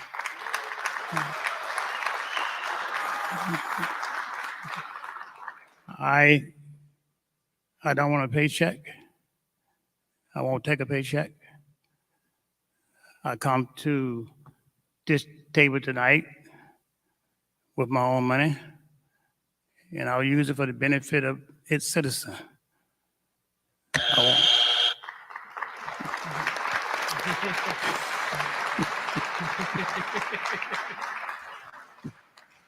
All right, now we get to the questions, and the way this works, I ask the question to a specific candidate, and that candidate has 60 seconds to answer, and then 2 rebuttals, and the rebuttals each are 30 seconds, and as you can tell, they love that buzzer.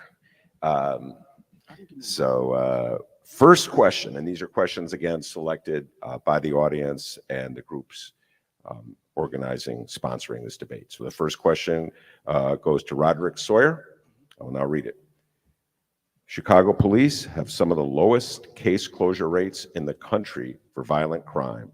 Recently, the arrest rates for carjacking was 3%, meaning 97% of the people committing carjackings are never arrested. Why does Chicago underperform other big cities, and what would you do differently to rein in violent crime in Chicago? Roderick Sawyer. Thank you. The problem with violence and police low rates of closures is really started with the police department and its leadership. We want to make sure, and as a person that's been working on police reform and things that trying to connect the community with the police, I've been working on that for the last 7 years with the Empowering Communities for Public Safety initiative. That's now maybe some of you are running for one of those spots. We have to continue to make connections between the community and the police so that we can have higher clearance rates. Somebody knows what's going on. We all know that. Someone knows what's going on in their particular neighborhood when crime occurs, but yet legitimately they're afraid to say it because of fear of ramifications on those that are perpetuating the crimes. We need to have leadership at the top that will have the trust of the police department, rank and file, to make sure that they can do their jobs effectively without fear of retribution, because we support the police and want to make sure they apprehend criminals and bound them over for trial. 30-second rebuttal goes to Paul Vallis. First of all, leadership changes is a priority. But look, you're not going to begin to close cases if you can't respond to 911 calls, 406,000 911 calls not responded to. There needs to be beat integrity. Every police beat needs to have a police car. The CTA needs to have police officers on the CTA platforms and at the stations. And until you rebuild the detectives division and provide the detectives the support to protect witnesses and victims, you're going to continue to have significant problems closing cases.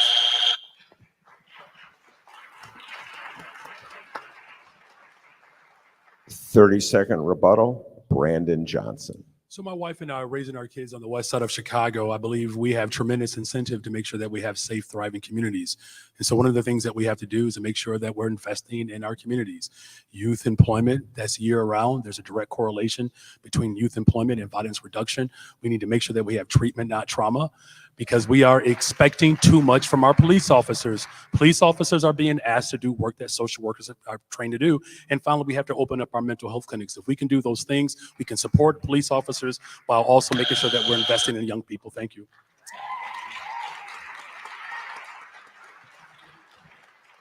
The next question, staying on the theme of the police department, goes to Cam Buckner. I'm going to tell who the rebuttals are so they can really be preparing. Not going to surprise them this time. Willie Wilson and Sophia King will be the rebuttals. So question goes to Cam Buckner. Here it is. Chicago is under a federal consent decree to reform its police department. The recently passed Safety Act was designed to create transparency and accountability for policing. Chicago already has multiple layers of oversight, and now will have an elected police council. Still, police performance is low, morale is even lower, and the community lacks trust in their police. Do we need more oversight, or should we take the cuffs off the cops? How would you improve police performance and improve community relations at the same time? Cam Buckner. Thank you, Ben. We don't need more oversight. We need better overseers. The problem that we have right now in the city, as was stated earlier, is that we have a leadership deficit. The truth of the matter is, as you talk about clearance rates, the mayor said that she wants to get to 60% on homicides. When I went to Morgan Park High School and the University of Illinois, 60% is failing, right? It's a D and it's not good enough. We've got to do better than this. We got to make sure that we have the parameters in place to move this department and the city along. I'm the only person on this panel who has had the opportunity to work with the Department of Justice on a consent decree, and I know what we need to do to fix what's going on with this department. Furthermore, I'll say the Safety Act, and I'm proud to be architect of that act. It was designed to make sure we have transparency, accountability, and that the people in Chicago, the people in the state of Illinois feel safe and they feel just. We have a way to work together to get this done. We got to actually do the work and have leadership that can make that happen. Willie Wilson. I believe we have too many rules on our police officer. I believe they can't do their job if you got 20 different rules and regulations. Right now, you got to use common sense. This police officer sees a crime, cannot chase the person who did it. That to me not common sense. We have to make sure that we put an infrastructure in place for. I think you gotta watch your watch there. I think your watch is too slow, too fast.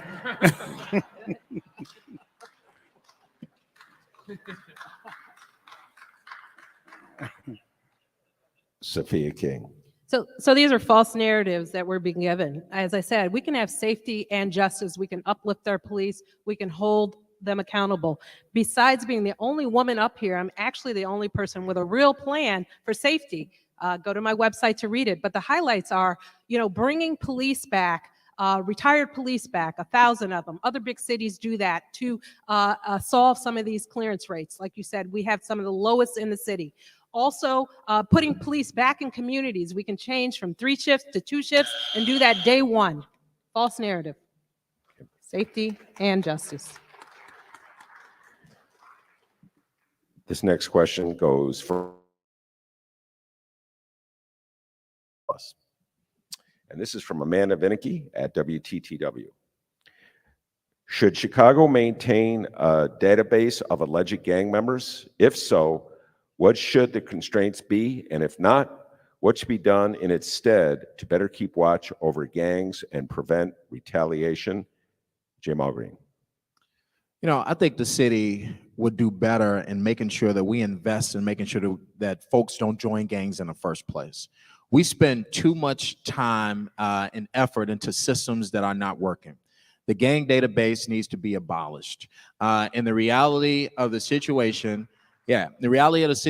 is that if we don't invest into young people, if we don't invest in the next generation and make sure they got a pipeline of middle-class jobs, if we don't make sure that young people can start working early, 12, 13 years old in apprenticeships, we don't put trades back in the school, tech hubs around the city of Chicago, if we don't start to invest in the next generation, then what they're going to do is go back to the streets and go and connect with other people who relate to their daily struggles, and they form cliques. It's not gangs anymore, it's cliques. We need to make sure that we are preventing that by giving them alternatives. And we also, our campaign has presented a plan for a youth intervention department where interventionists will have priority over young people 25 and under and put them on the right path.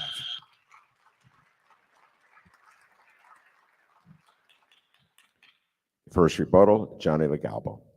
I wouldn't abolish the database because knowledge is power. What I would do is help the people who have these problems by getting our greatest teachers, the people who came through the system, who have been incarcerated and found their way after. These are the greatest teachers of the future.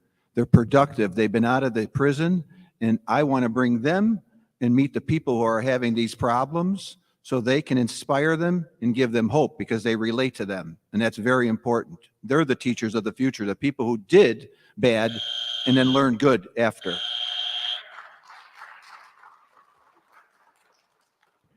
Paul Vallis. I agree with Jamal. We clearly need to invest in the community, but the question is, should the database be preserved. I believe it should be, but it needs to be revamped and reformed.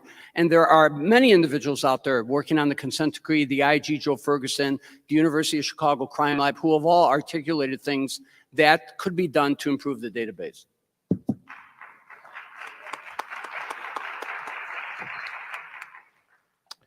Next question goes to Sophia King first, rebuttals Cam Buckner and Jamal Green. Here we go. In 2011, newly elected Mayor Rahm Emanuel closed half of the mental health centers in Chicago and proceeded to close 50 neighborhood schools shortly thereafter. Now financial pressures are even worse with ballooning pension payments, and yet the call for investments into mental health and wraparound services for students grows. Would you look to cut further, or would you invest even more money into mental health and social services? If you would cut, what would you cut? And if you would spend, how would you raise the money you want to spend? Sophia King. Thank you for that question. I remember it well because I was the only one who stood up and challenged Mayor Emanuel about those closings. I led a fight with ASME to reopen health clinics when nobody else was standing up. I think it was a mistake to close the health clinics. I think it's a mistake to privatize some of the resources that we have towards clinics that aren't really serving the most needy people. And so I would continue to do that. But like I said, you know, one of the number one issues in our city, if I can go back to it, is dealing with this crime and violence. Alternative responses to it is part of the solution. And so over 50% of calls to 911 are for nonviolent offenses. They're for mental health insecurities, for homeless issues. We need to have people respond to those. It's a win-win. Police can respond to what they're trained to. Mental health clinicians can respond to what they're trained to. Thank you.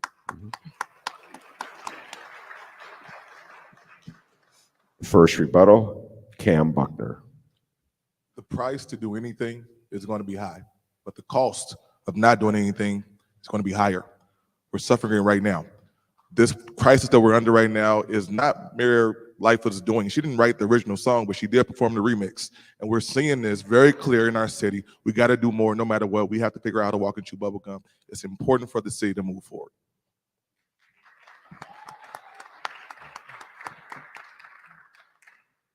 Jamal Green. Mental health must be a top priority of our city. It was a shame that politicians stood by and allowed Rahm Emanuel to shut down those schools, sending kids into rival territories, as well as shut down the mental health facilities. We need to make sure that we reopen them, but we are moving forward a plan for wellness centers where we can tackle mental health in a holistic way and make it a place where everyone wants to go and get well, whether it is our students, whether it's our police, or whether it's our community.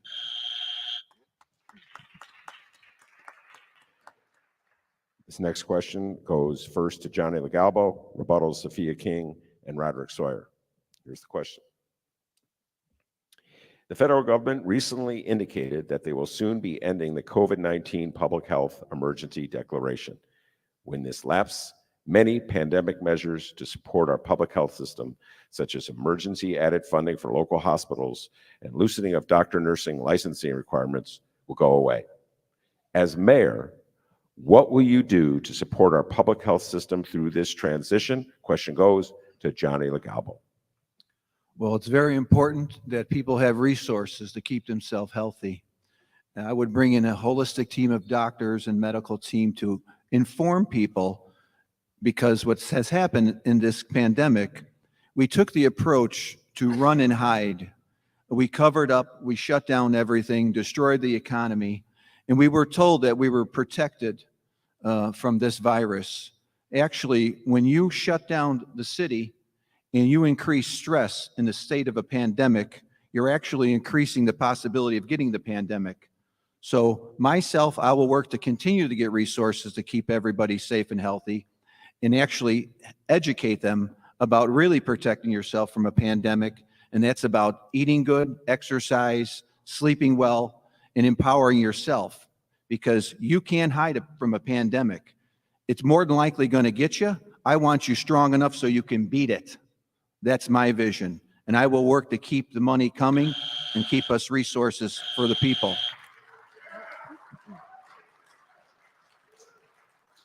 First rebuttal, Sophia King. Yeah, so real equitable distribution of resources, which if you uncover how we spent resources for this COVID-19 and also for social unrest, it wasn't distributed equitably. So I would start with doing that. Make sure that we have equitable distribution of resources. The mental health clinics would be a huge portion of that, and other public health clinics to put money towards that instead of towards privatization, which really isn't getting to the people who need it the most. We quickly forgot who our... I feel your pain, Alderwoman. I don't know. I could not survive under that thing either. Just good thing I'm not running for office. Roderick Sawyer. Thank you. The problem that we have as our COVID funding is ending is that we wasted money on cheap tricks and stuntery to the public in order to garner votes as opposed to really fighting public health. What we need to do is, one, understand that public health clinics right now, the 5 that we have, all 5 are all underutilized because we have done a poor job at making advertisements to people to know that they exist. We have 5 open. We need to use the 5 so that we can grow to double that and get back to the original 12 that we had.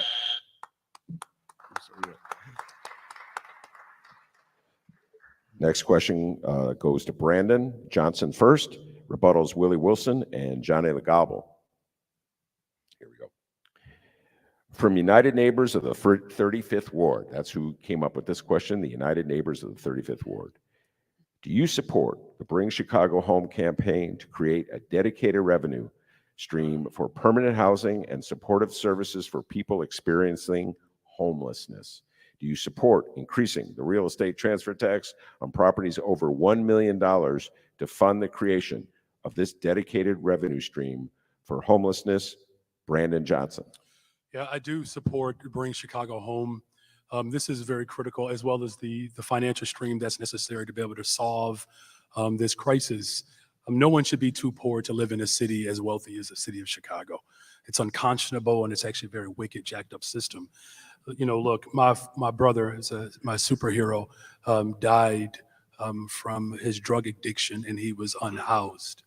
As a public school teacher, I've seen what homelessness looks like firsthand, where we have thousands of students all over the city of Chicago that are unhoused.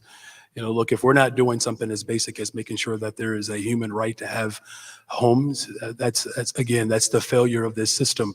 As Cook County Commissioner, I actually passed a law that ended discrimination against those who were formerly incarcerated seeking housing. It's top of mind. Public housing and affordable housing is a top priority of my administration. Thank you.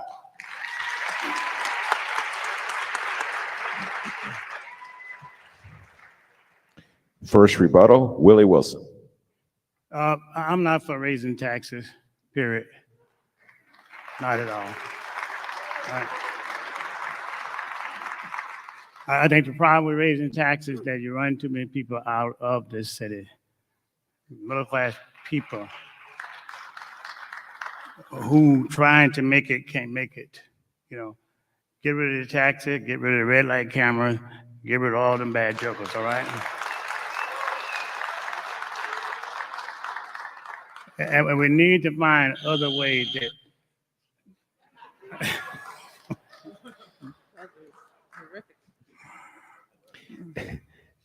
Next rebuttal, Johnny Logalbo. I'm not an advocate of increasing taxes for a program that would help the homeless, because what happens is that I'd like to use the resources we have.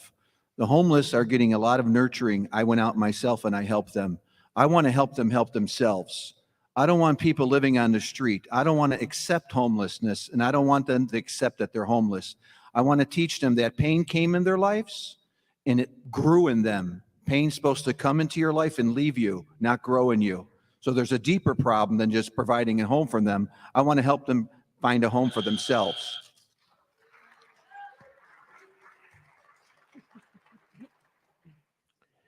Next question goes to Willie Wilson first, with rebuttals from Johnny Logalbo and Roderick Sawyer.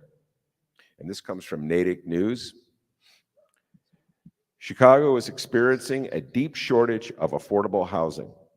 The controversial mixed income development at 5150 Northwest Highway and Jefferson Park includes CHA-sponsored apartments and affordable housing units. Do you support the construction of mixed income developments throughout the city, including wealthier neighborhoods such as Edgebrook and Norwood Park? What would your policy be regarding affordable housing? Willie Wilson. Affordable housing, everybody should have a place to live. What are you, middle class, rich, or poor?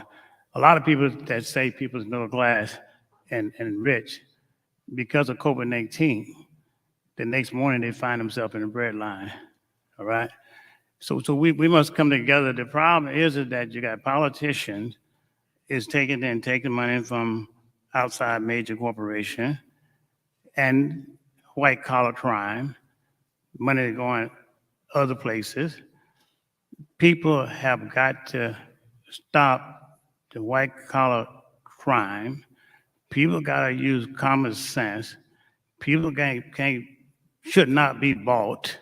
You know, being bought, people have a tendency to do what other people say do and not running this city, but the people who finance them is running this city. I think you got to cut out all of those type of things. I think you got to use common sense to make it work.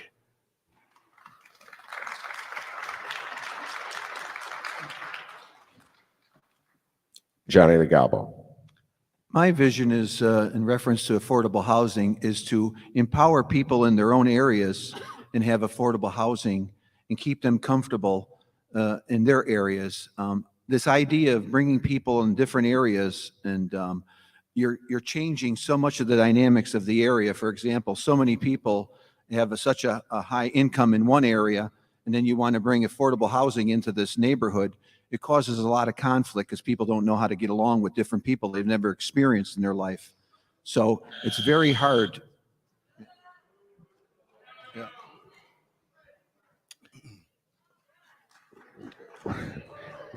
Roderick Sawyer.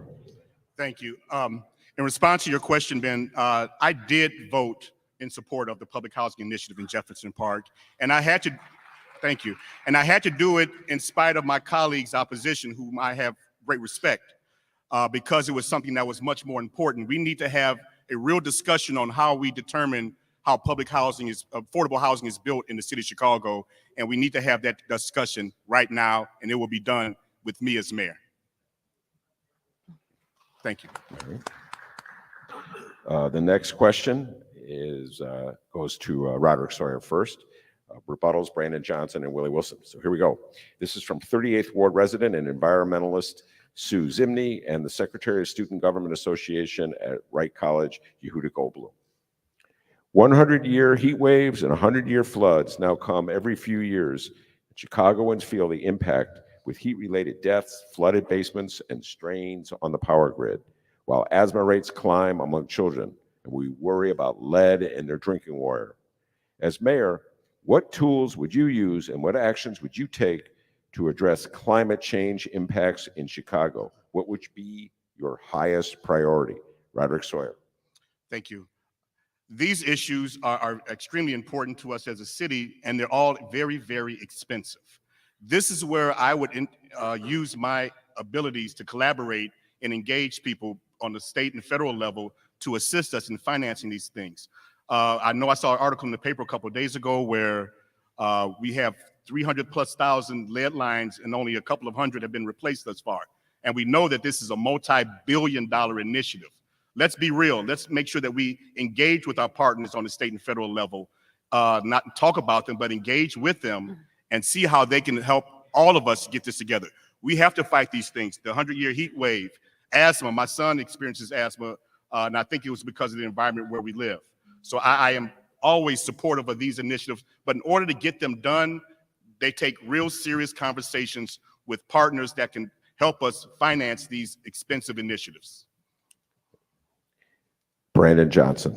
Yeah, as mayor of Chicago, I'm going to fully staff the Department of the Environment and make sure that there are actually competent people there that believe in environmental justice. And look, I grew up with asthma. I still suffer from it. Thank God for the Fantas Clinic, Cook County Hospital. That's where I receive services. My son has asthma. It's a matter of life and death.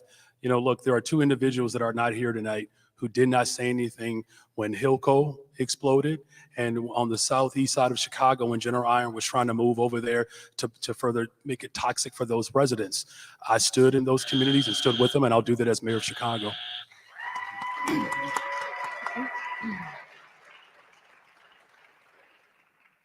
Willie Wilson.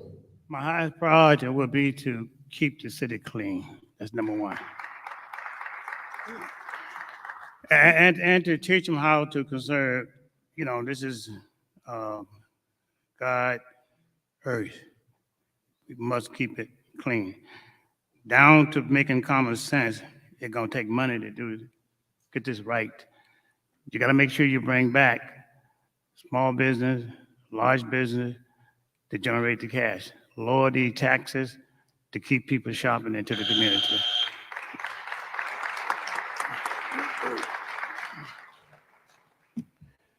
This next question goes to Johnny Logalbo first. Rebuttals, Roderick, Sawyer, and Willie Wilson. Here we go. From Natick News, this is from the Natick News. Are tax increment financing districts good or bad for the city? Please explain. Johnny Logalbo. Basically, everything is about taxes.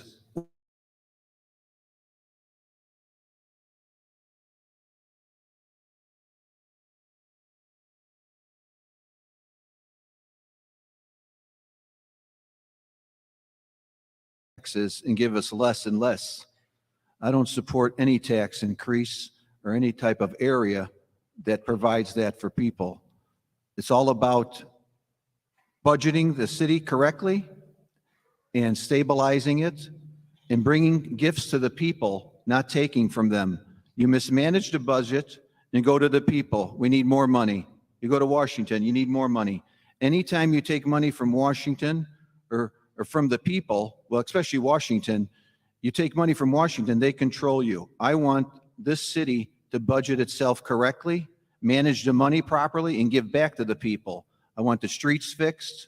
I want the city safe. I want people to get something back, not keep taking, because what happens, it's like a bank. We're all there, we're working. Let's give ourselves a raise, another raise. And what do the people got? Everybody's unsafe and terrified.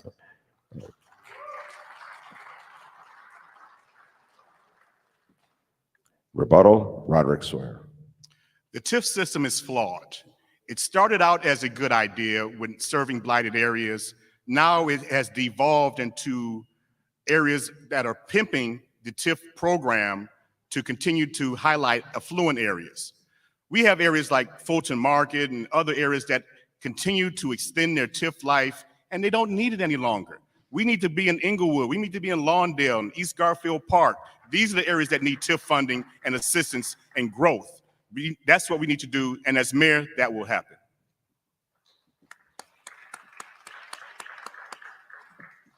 Willie Wilson.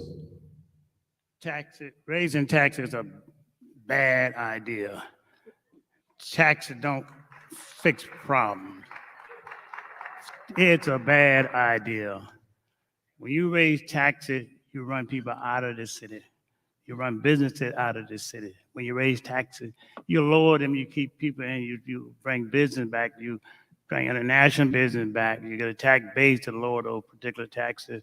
Tax just a bad idea. Red light camera, as I said before, you got driveway taxes, you got head taxes, you got air taxes, taxes, bad business.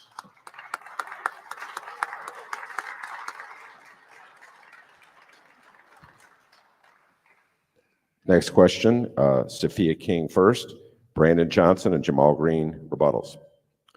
Many neighborhoods in Chicago have been long plagued with vacant storefronts, while nearby suburbs are bustling, despite typically having a higher property tax rate. City funding has been dramatically cut for local chambers of commerce. The neighborhood tour program, which drove tourism dollars in neighborhoods, has been eliminated. What will you do to revitalize retail and manufacturing in Chicago and all of its neighborhoods? Sophia King. Thank you for that question.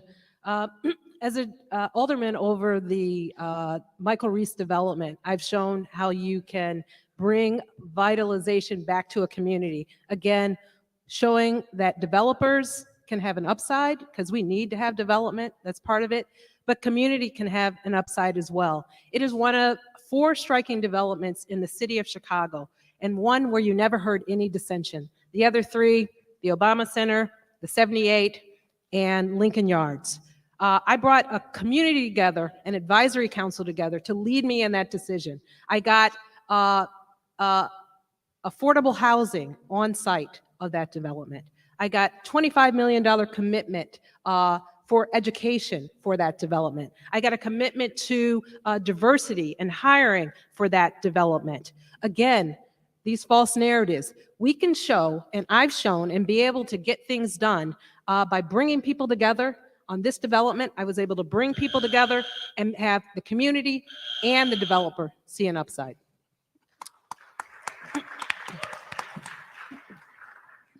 As Cook County Commissioner, I've secured hundreds of millions of dollars for infrastructure, whether that's through our transportation system, our work with the land bank, and of course for small business development. The business of Chicago has to be about the business of the people. By promoting and supporting our education system, making sure that we have appropriations for those who wish to experience their entrepreneur dynamic that this country has provided, particularly for communities who have suffered, that will be the top priority of my administration. I've done it as a Cook County Commissioner. We're going to expand that once I'm mayor of Chicago.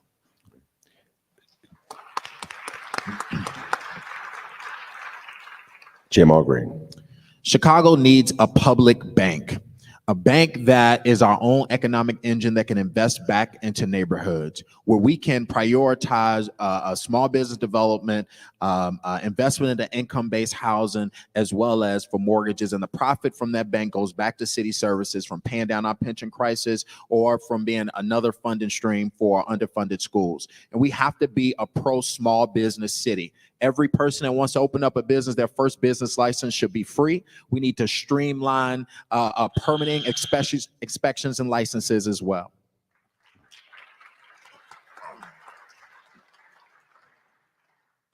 This next question starts with Jamal Green and rebuttals Cam Buckner and Paul Vallis. And it comes from Amanda Vinicky of WTTW. Thank you, Amanda. Chicago's recycling rate is under 10%. Significantly less than cities such as San Francisco, which diverts about 80% of its waste from landfills. Should Chicago prioritize improving that rate? And if so, how? Jamal Green. 100%. Our environment, it is so important that we protect our environment. I share the sentiment of Commissioner here that talks about the Department of Environment. We must make sure that we're putting our money into education, into making sure that people understand how important recycling is, and making sure that people, that it's accessible to people all across the city. It's an important thing that we must do. Because everything, climate change is real, and we must recognize it, and we must make sure that recycling is a priority for the city of Chicago. Cam Buckner. So our current recycling rate is extremely abysmal, and we've got to be real about that. What I've called for is not just reopening the Department of Environment, not just restaffing it, but elevating it to a commissioner level person who's over it, so that it doesn't matter who the mayor of Chicago is. This work will be done across every single city agency in this city moving forward. This has to be our clarion call. This is how we move the city forward. We cannot continue with where we're going.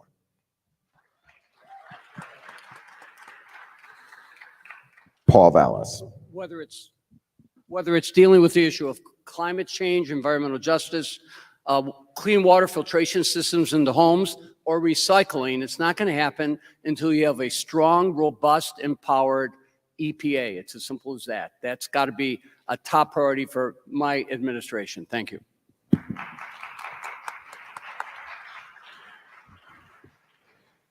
This next question starts with Cam Buckner, rebuttals Jamal Green and Sophia King. And again, it's from Amanda Vinicky. He's on a roll, Amanda Vinicky. Here we go. What are your plans for Soldier Field? If you want, I'm really going to refrain from making comments about the Bears. As a diehard Bear fan. Anyway, I apologize for that. What are your plans for Soldier Field? If you want to pull out all the stops to try to get the Bears to stay, what would you do to keep the team in the city? And if the Bears leave, good riddance. I'm sorry. If the Bears leave, what should be done with the stadium and campus? And I apologize for that tangent. Cam Buckner. First, we got to protect that quarterback. We can all agree on that, right? Yeah, I agree on that. So I represent Soldier Field in General Assembly, and I've seen what a lack of planning in the mayor's office looks like for that beautiful facility. What I also know is that this fight that has happened between the McCaskey family and the organization and the fifth floor of City Hall is really indicative of the way this mayor has fought with everybody, whether it's Boeing or McDonald's or the Bears. What we need, number one, is leadership who can find a way to get to yes instead of getting stuck at no. Secondly, Soldier Field is beautiful lakefront real estate. And we have a real opportunity, if the Bears do happen to leave, to find something that we can do with that space that speaks to the future of what Chicago is going to be and what we're going to look like. I'm happy and open to having those conversations. We should have that with an open mind.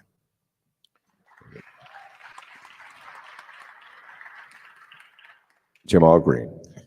You know, I think the conversations are, past this point. I think the Bears have already kind of made their decision, especially because it benefits them financially when you look at everything that they're getting in Arlington. Of course, a conversation needs to be had within when we walk into the next administration. But I think we need to be looking at long-term how we're going to make Soldier Field, revitalize Soldier Field. And I think that we shouldn't be spending billions of dollars, but it definitely needs updates, maybe a couple $100 million, lease it to colleges, and possibly another NFL team. All right. Sophia King. Yeah, I think we should definitely try and keep the Bears. But here's the deal.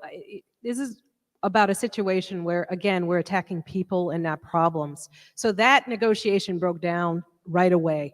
We've seen that with McDonald's. We've seen it with Boeing. We've seen it with a number of things. It's not working for our city. So we need to make sure we attack problems and not people.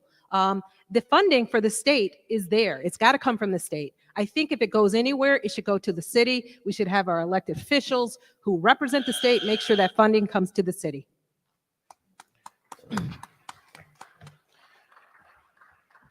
This next question starts with Willie Wilson and rebuttals Jamal Green and Cam Buckner. Here we go.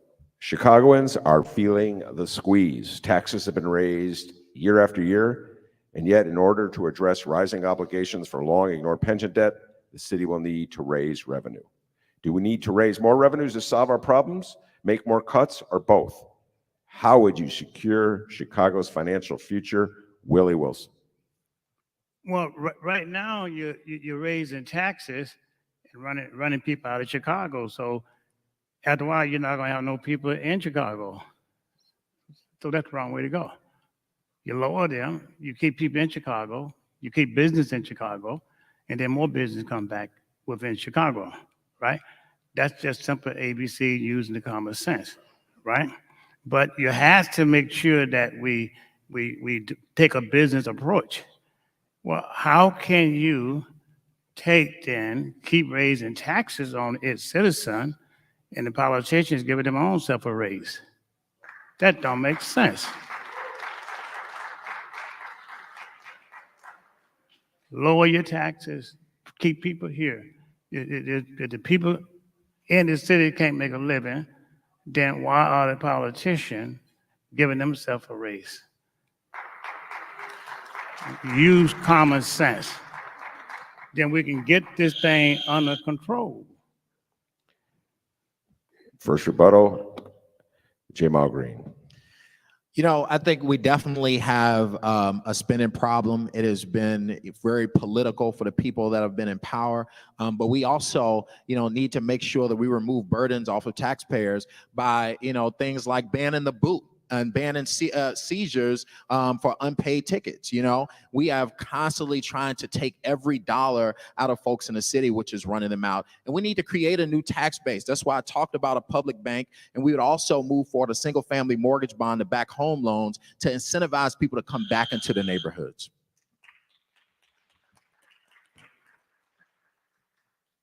Cam Buckner. Chicago can only become more solvent if we have more people.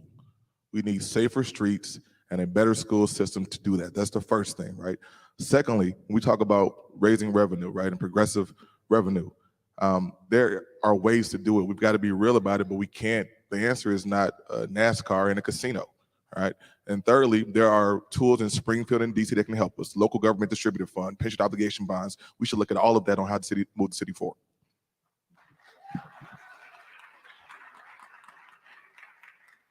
This next question goes to Paul Vallis with rebuttals from Johnny Logalbo and Brandon Johnson. Here we go. This spring, Boeing announced it would be permanently moving its headquarters outside of Chicago.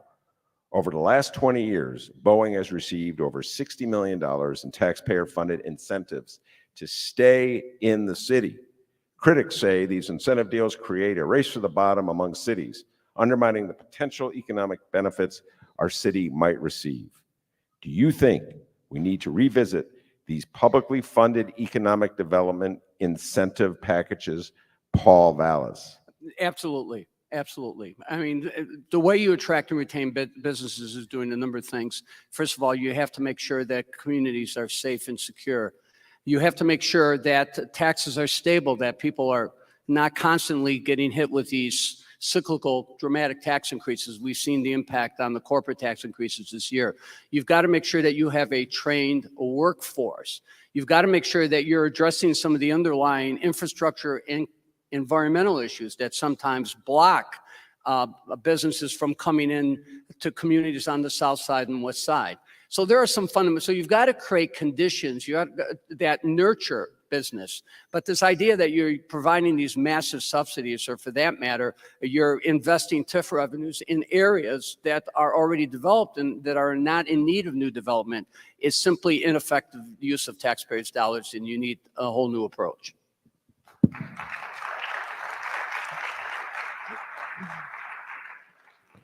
Johnny Logalbo. I think the incentives wouldn't have been needed so much if the city was safe. Boeing is leaving the city because the city's not safe, just like many other places. So incentives are fine. I wouldn't abuse them. I would do anything to encourage anybody to stay here. But first, it's our obligation to provide safety for these companies and their employees so they do want to stay here. And that's what I'm going to be doing when I'm the mayor. Brandon Johnson. Yeah, we have the brightest, most talented workforce anywhere in the country, right here in the city of Chicago. The highest demographic of those who have gotten an education, bachelor's degree and higher, are Black women in particular. The incentive is actually to invest in people. Look, we have an opportunity to become far more creative by creating green jobs, green technology, opening up our economy to new innovation. This room here, the city of Chicago, 71% of Chicagoans said that those who make the most money should pay their fair share in taxes. What's not fair is that you have corporate leaders, Dr. Wilson, who plays the same tax rate as the usher who is in this building. That's what's not fair. As mayor of Chicago, I'm going to change that.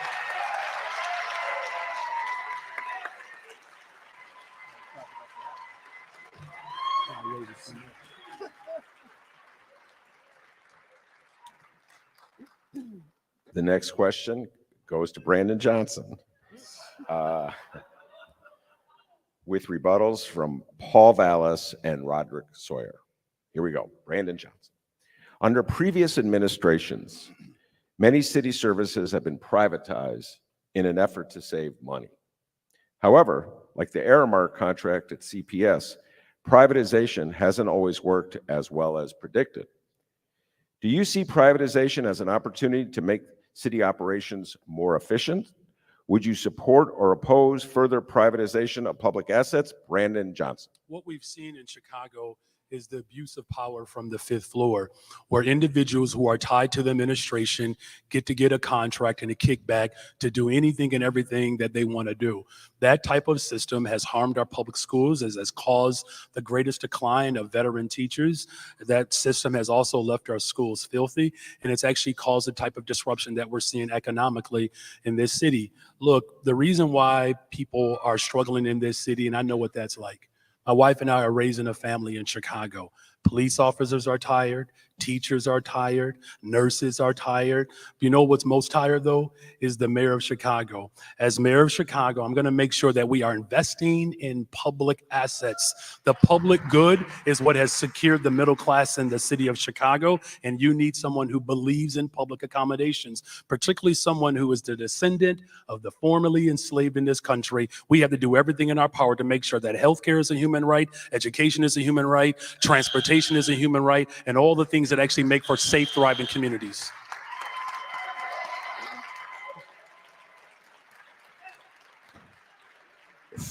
First rebuttal goes to Paul Vallis. Well, certainly privatization hasn't worked in this city. Certainly the Airmart and Sodexo contracts are a disaster. I mean, are the schools any cleaner, really? Or for that matter, are the meals any healthier? I mean, the kids don't even want to eat those meals. At the end of the day, I mean, you have restaurants and food services throughout the city who could serve food to the kids, healthy food, healthy meals, not to mention revitalizing the kitchens and allowing them to be run by school district employees. So no, privatization has not been effective, particularly with respects to food service.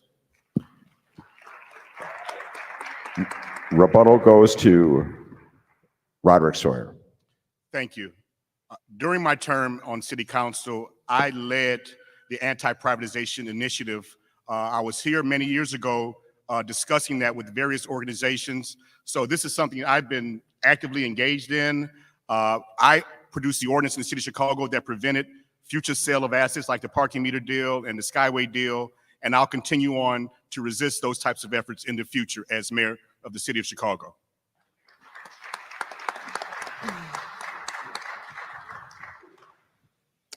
This question goes to Paul Vallis.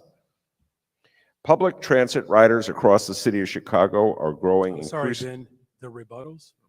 I just want to make sure we're being fair. Did we get the rebuttals? On the Paul Vallis. Oh, my bad. We got both rebuttals. No, for who's the rebuttals for Paul Vallis? Oh.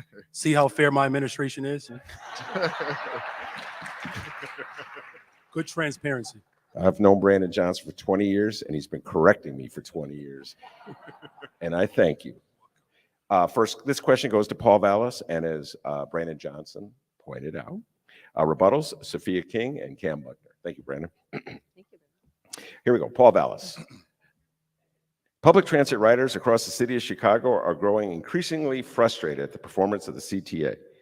Just here on the northwest side, the Blue Line has had days running as little as 43% of their scheduled trains.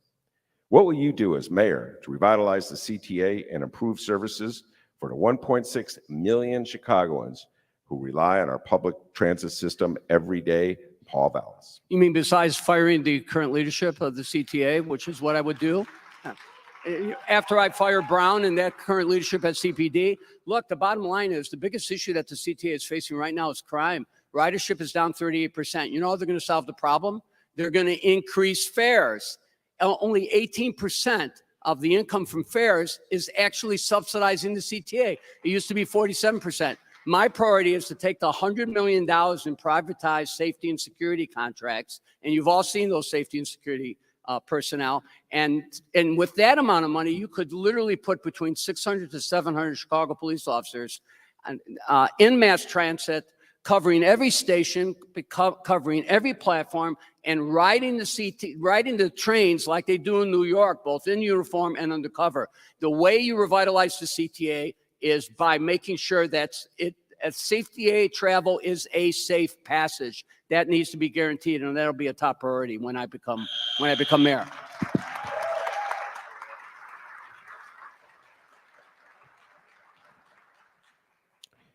First rebuttal, Sophia King. Yeah, as mayor, again, I'll leave with collaboration and not confrontation, which is part of the reason we can't fund our public transit system. The RTA, which represents the CTA, Metra, and PACE, is the federal government sees those three entities as fighting for federal money. We just had asked for $29 million from the federal government. Other cities asked for $100 million, $120 million, and got it. But they see us as separate entities. We need to collaborate, come together, use efficiencies of scales so that we can fund a real public transit system. Second rebuttal, Cam Buckner. So months ago, I released my transit plan, and it is on our website for those who want to see it. But listen, I ride CTA on a regular basis. In fact, my staff would not let me take it here tonight because they said I wouldn't make it on time.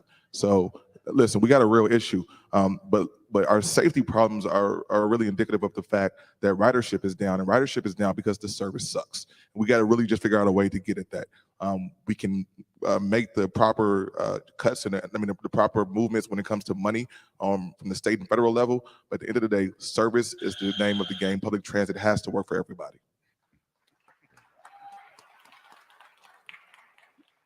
All right, this is our final question before we get to the lightning round, and it goes to Brandon Johnson.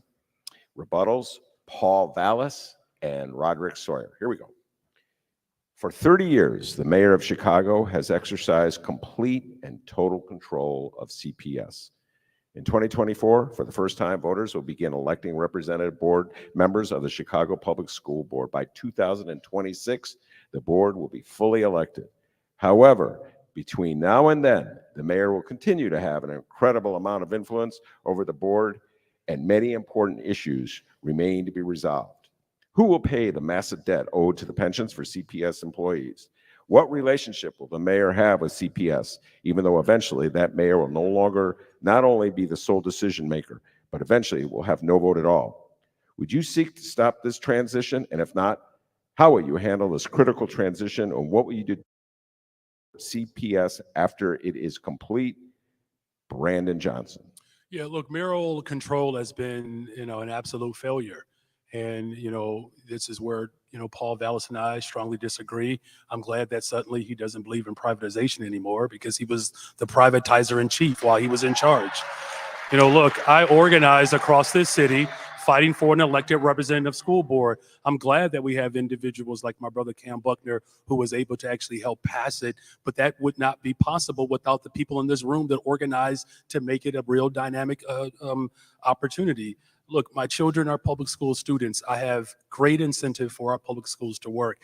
And the prioritization of our public schools have to be about making sure that special education is fully supported, that our English language learners are fully supported. Here's a concept. How about we stop teaching to the test and actually let children and families have a little bit of fun in school, like sports and recreation, drama and art.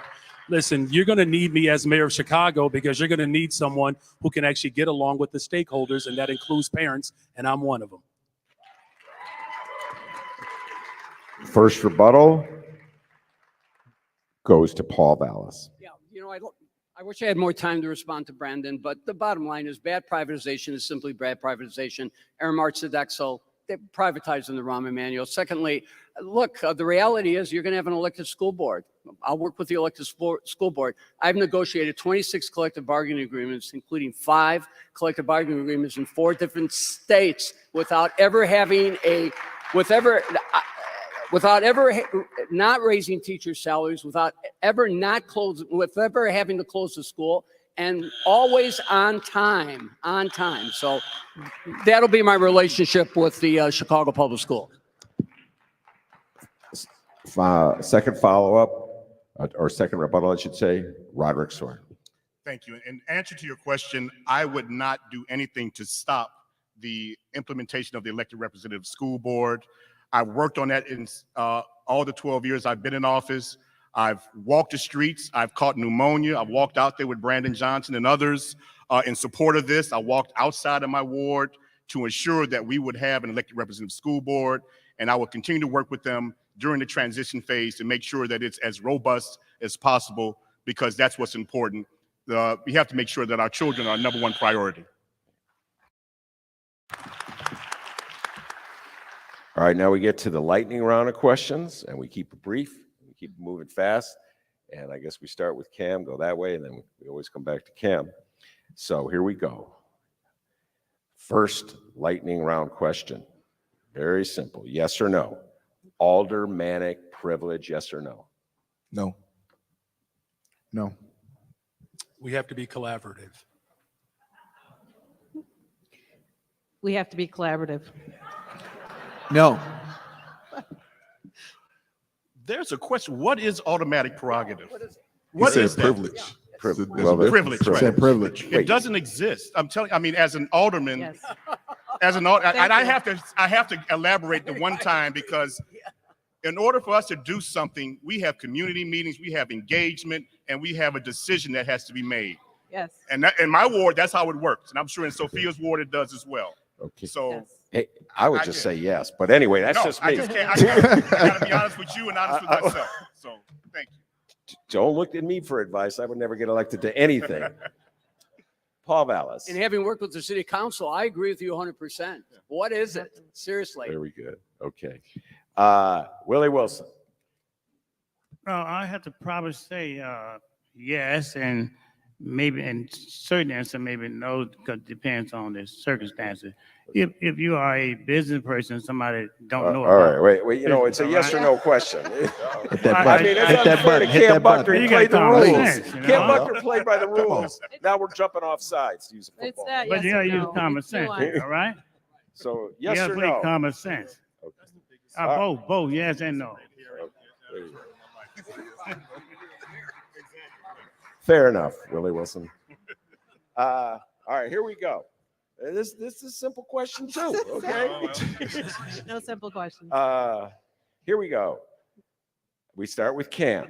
Go down the line. Police Superintendent David Brown. Keep him or fire him? Cam Buckner. Gone. Gots to go. His days are numbered. However he wants to leave. I'm going to wish him well. Fired. He's going to be black. He's going to probably be glad to be back in Dallas. I don't think he's running the city. I think it's the mayor, fire the mayor, and that's what we intend to do.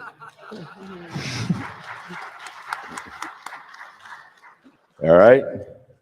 Now, there's just only one answer to this question coming up, so we'll see how this goes. Again, we start with Cam Buckner. What kind of car do you drive? I don't.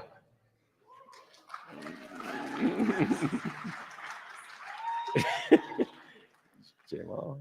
I've been a Tesla owner for 3 years, and I'm disappointed right now in Elon Musk. So before I answer this question, I know Alderwoman Sophia Keene is going to get cute with this as well, but I drive a 2-door Jeep Wrangler. I drive an electric Jeep Wrangler. There you go. And my car is American made. What was it? Chevy Suburban. Old Toyota. I actually don't own a car, but I ride in one that takes me where I want to go. Big pimpin', ham and cheese. Privilege. Okay.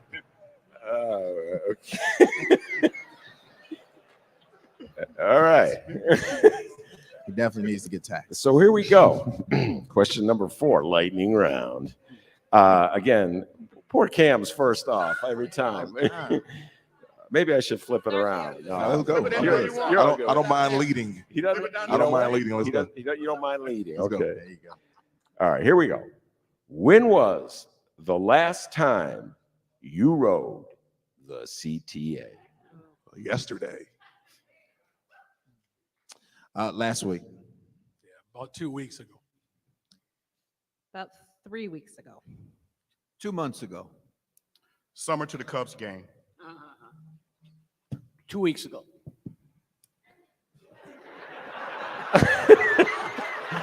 Know that answer. I acted a role on one about 2 months ago when I was trying to get the city to make sure they put armed police officers on the CTA. Okay.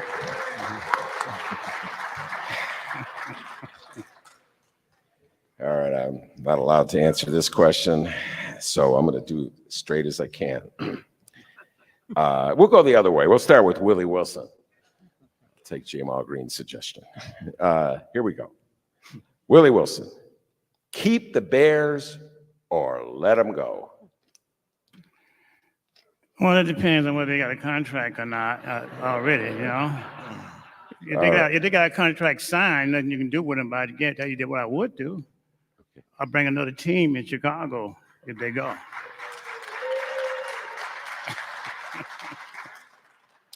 Paul Vallis. I think they're gone. I don't think they're coming back.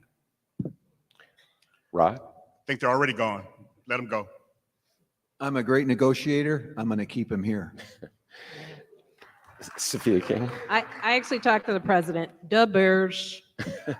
Yeah, let's keep them. Let's keep them. Let them go. I would hope to keep them, but I'm not sure if that can happen. All right, here we go. And we start with Cam, because she's not afraid to lead. I like that answer. Right. So here we go. Red light and speed cameras, more or less? Less. Get rid of all of them. It should be less, but I also believe that where the ticket has been acquired, that zip code should benefit from the revenue. Okay. Wow. Equitable distribution. I don't have any in my ward on Michigan Avenue. They're all on the south side or in areas where they're just not equitably distributed. I say less, increase old-fashioned police. Let them do their jobs. Reduce. Terrible regressive form of taxation, and that's in fact what it is, punishing and bankrupting the poorest people in this community. You need to only have them around schools and in the hospital zones and in the safe places. I've already said, get rid of them. I got a ticket.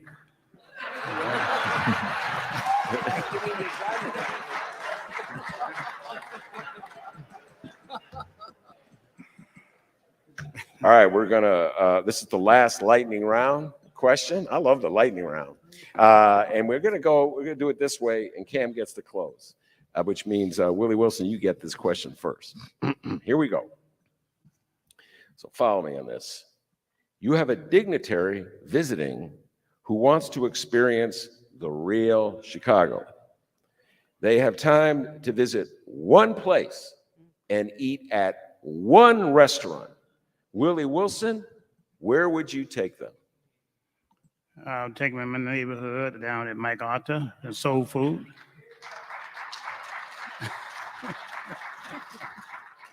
Paul Vallis. I would take them where I've gone many times with the football coaches at CPS. I would take them to Josephine's, Captain Hard Times. In my ward. In your ward. So now you put me on the spot. No, all right. Although I do love Josephine's, but talking on my way up here, I miss going to Harrington's Corned Beef, which is up on Milwaukee. One of my favorites. Yeah. You are consistent on that one, Rod. Sorry, and I know that. Because when I come to visit Yes, you, I go. Right. yes. Johnny? I'm bringing him to the heart of the to La Scarola. I like La Scarola. Sophia King. I'm bringing them to the revitalized Bronzeville, to the new Bronzeville winery. Okay. Depending on who this world leader are, I just have to give them two options. If they're vegan, Majani's, and if they just want to hang out with me, just turkey. It's the new black turkey tips, y'all. Okay. Jamal? You know, I want to take a 2 answer because, you know, I sleep next to a vegan every night, but I'm not vegan. Soul veg for her, and then Chicago chicken and waffles for me. Bronzeville, my house, me and my wife, nobody does it better. I did that, baby. And we'll close with a question that I just invented right now. And I'll probably get in a lot of trouble for asking this question, but let the chips fall where they may. So, yes or no, in your humble opinion, and we'll start with Willie Wilson. In your humble opinion, were the excuses offered by Chewy Garcia and Mayor Lori Lightfoot for not showing up here. Absolutely the lamest things you've heard all day. Willie Wilson, go. Well, you know, look, I think that every person that is in office or running for office should come out and listen to its citizen. That's simply the way I think. Yeah. And since it's my last question, I do have a complaint because I think that we should have started with a prayer, or if not, end with a prayer. Paul Vallis? You didn't answer the question. Well, Lori's not here because she has too much to defend, and Chewy's not here because he's still trying to figure out what he's going to say.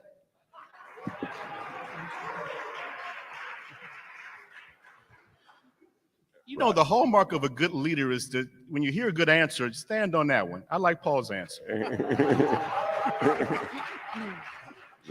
I think they both think they got it in the bag. They just don't know there's a hole in the bag. Scurred. You're scurred. I actually don't really listen to them much. Showing up is what I do as a leader. That's what I'll do when I'm mayor of Chicago. Showing up for the people of Chicago. You know, I'll agree with that. You know, I think Chuy Garcia is worried about his crypto problems, and I think the mayor has too much to defend. I like consistency. The mayor has not shown up for Chicago at all in the last 3.5 years, and so I don't expect anything less tonight.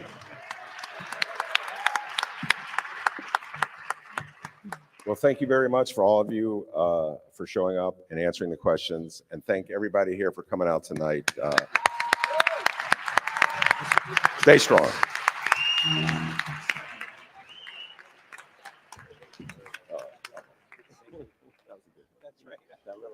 That was perfect. I'm glad you did it. Come on, man. You know you bring me on. You're gonna get something. I know, of course. That's why we got you.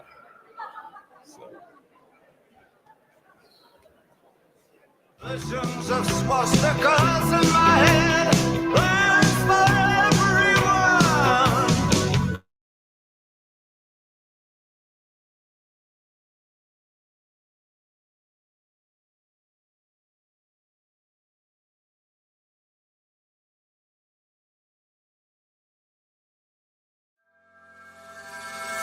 Hey everybody, it's the crew of Chicago Corner and Hardlands Media. I'm Jerry.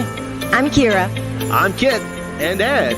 Be sure to join your crew at Chicago Corner and Hardlands Media for our first annual food and toy drive at Patio Theater, that's 6008 Irving Park Road, on December 23rd, starting at 5:30 p.m. Folks, this is a big event. It's our first time ever food and toy drive. We will be collecting shelf-stable canned food and new unwrapped toys to pass along to the Greater Chicago Food Depository and the Chai Gives Back Chicagoland Toy Drive. This is a chance to do good for the people living here in the city of Chicago. Plus, it's the holiday spirit. So if you don't got it, get it. And if you don't get it, go figure it out. We begin our live stream here in the lobby at 5:30 p.m.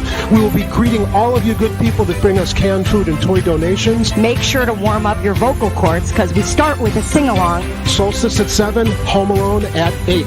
All you got to do for free admission to the show is bring shelf-stable canned food or a toy. Help us help others. Merry Christmas, and please join us.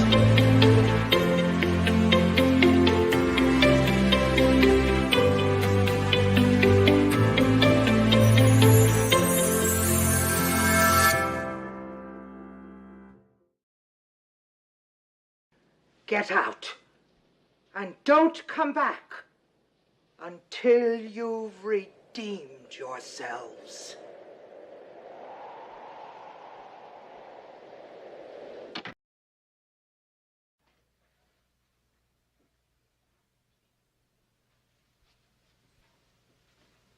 You're still here? It's over. Go home.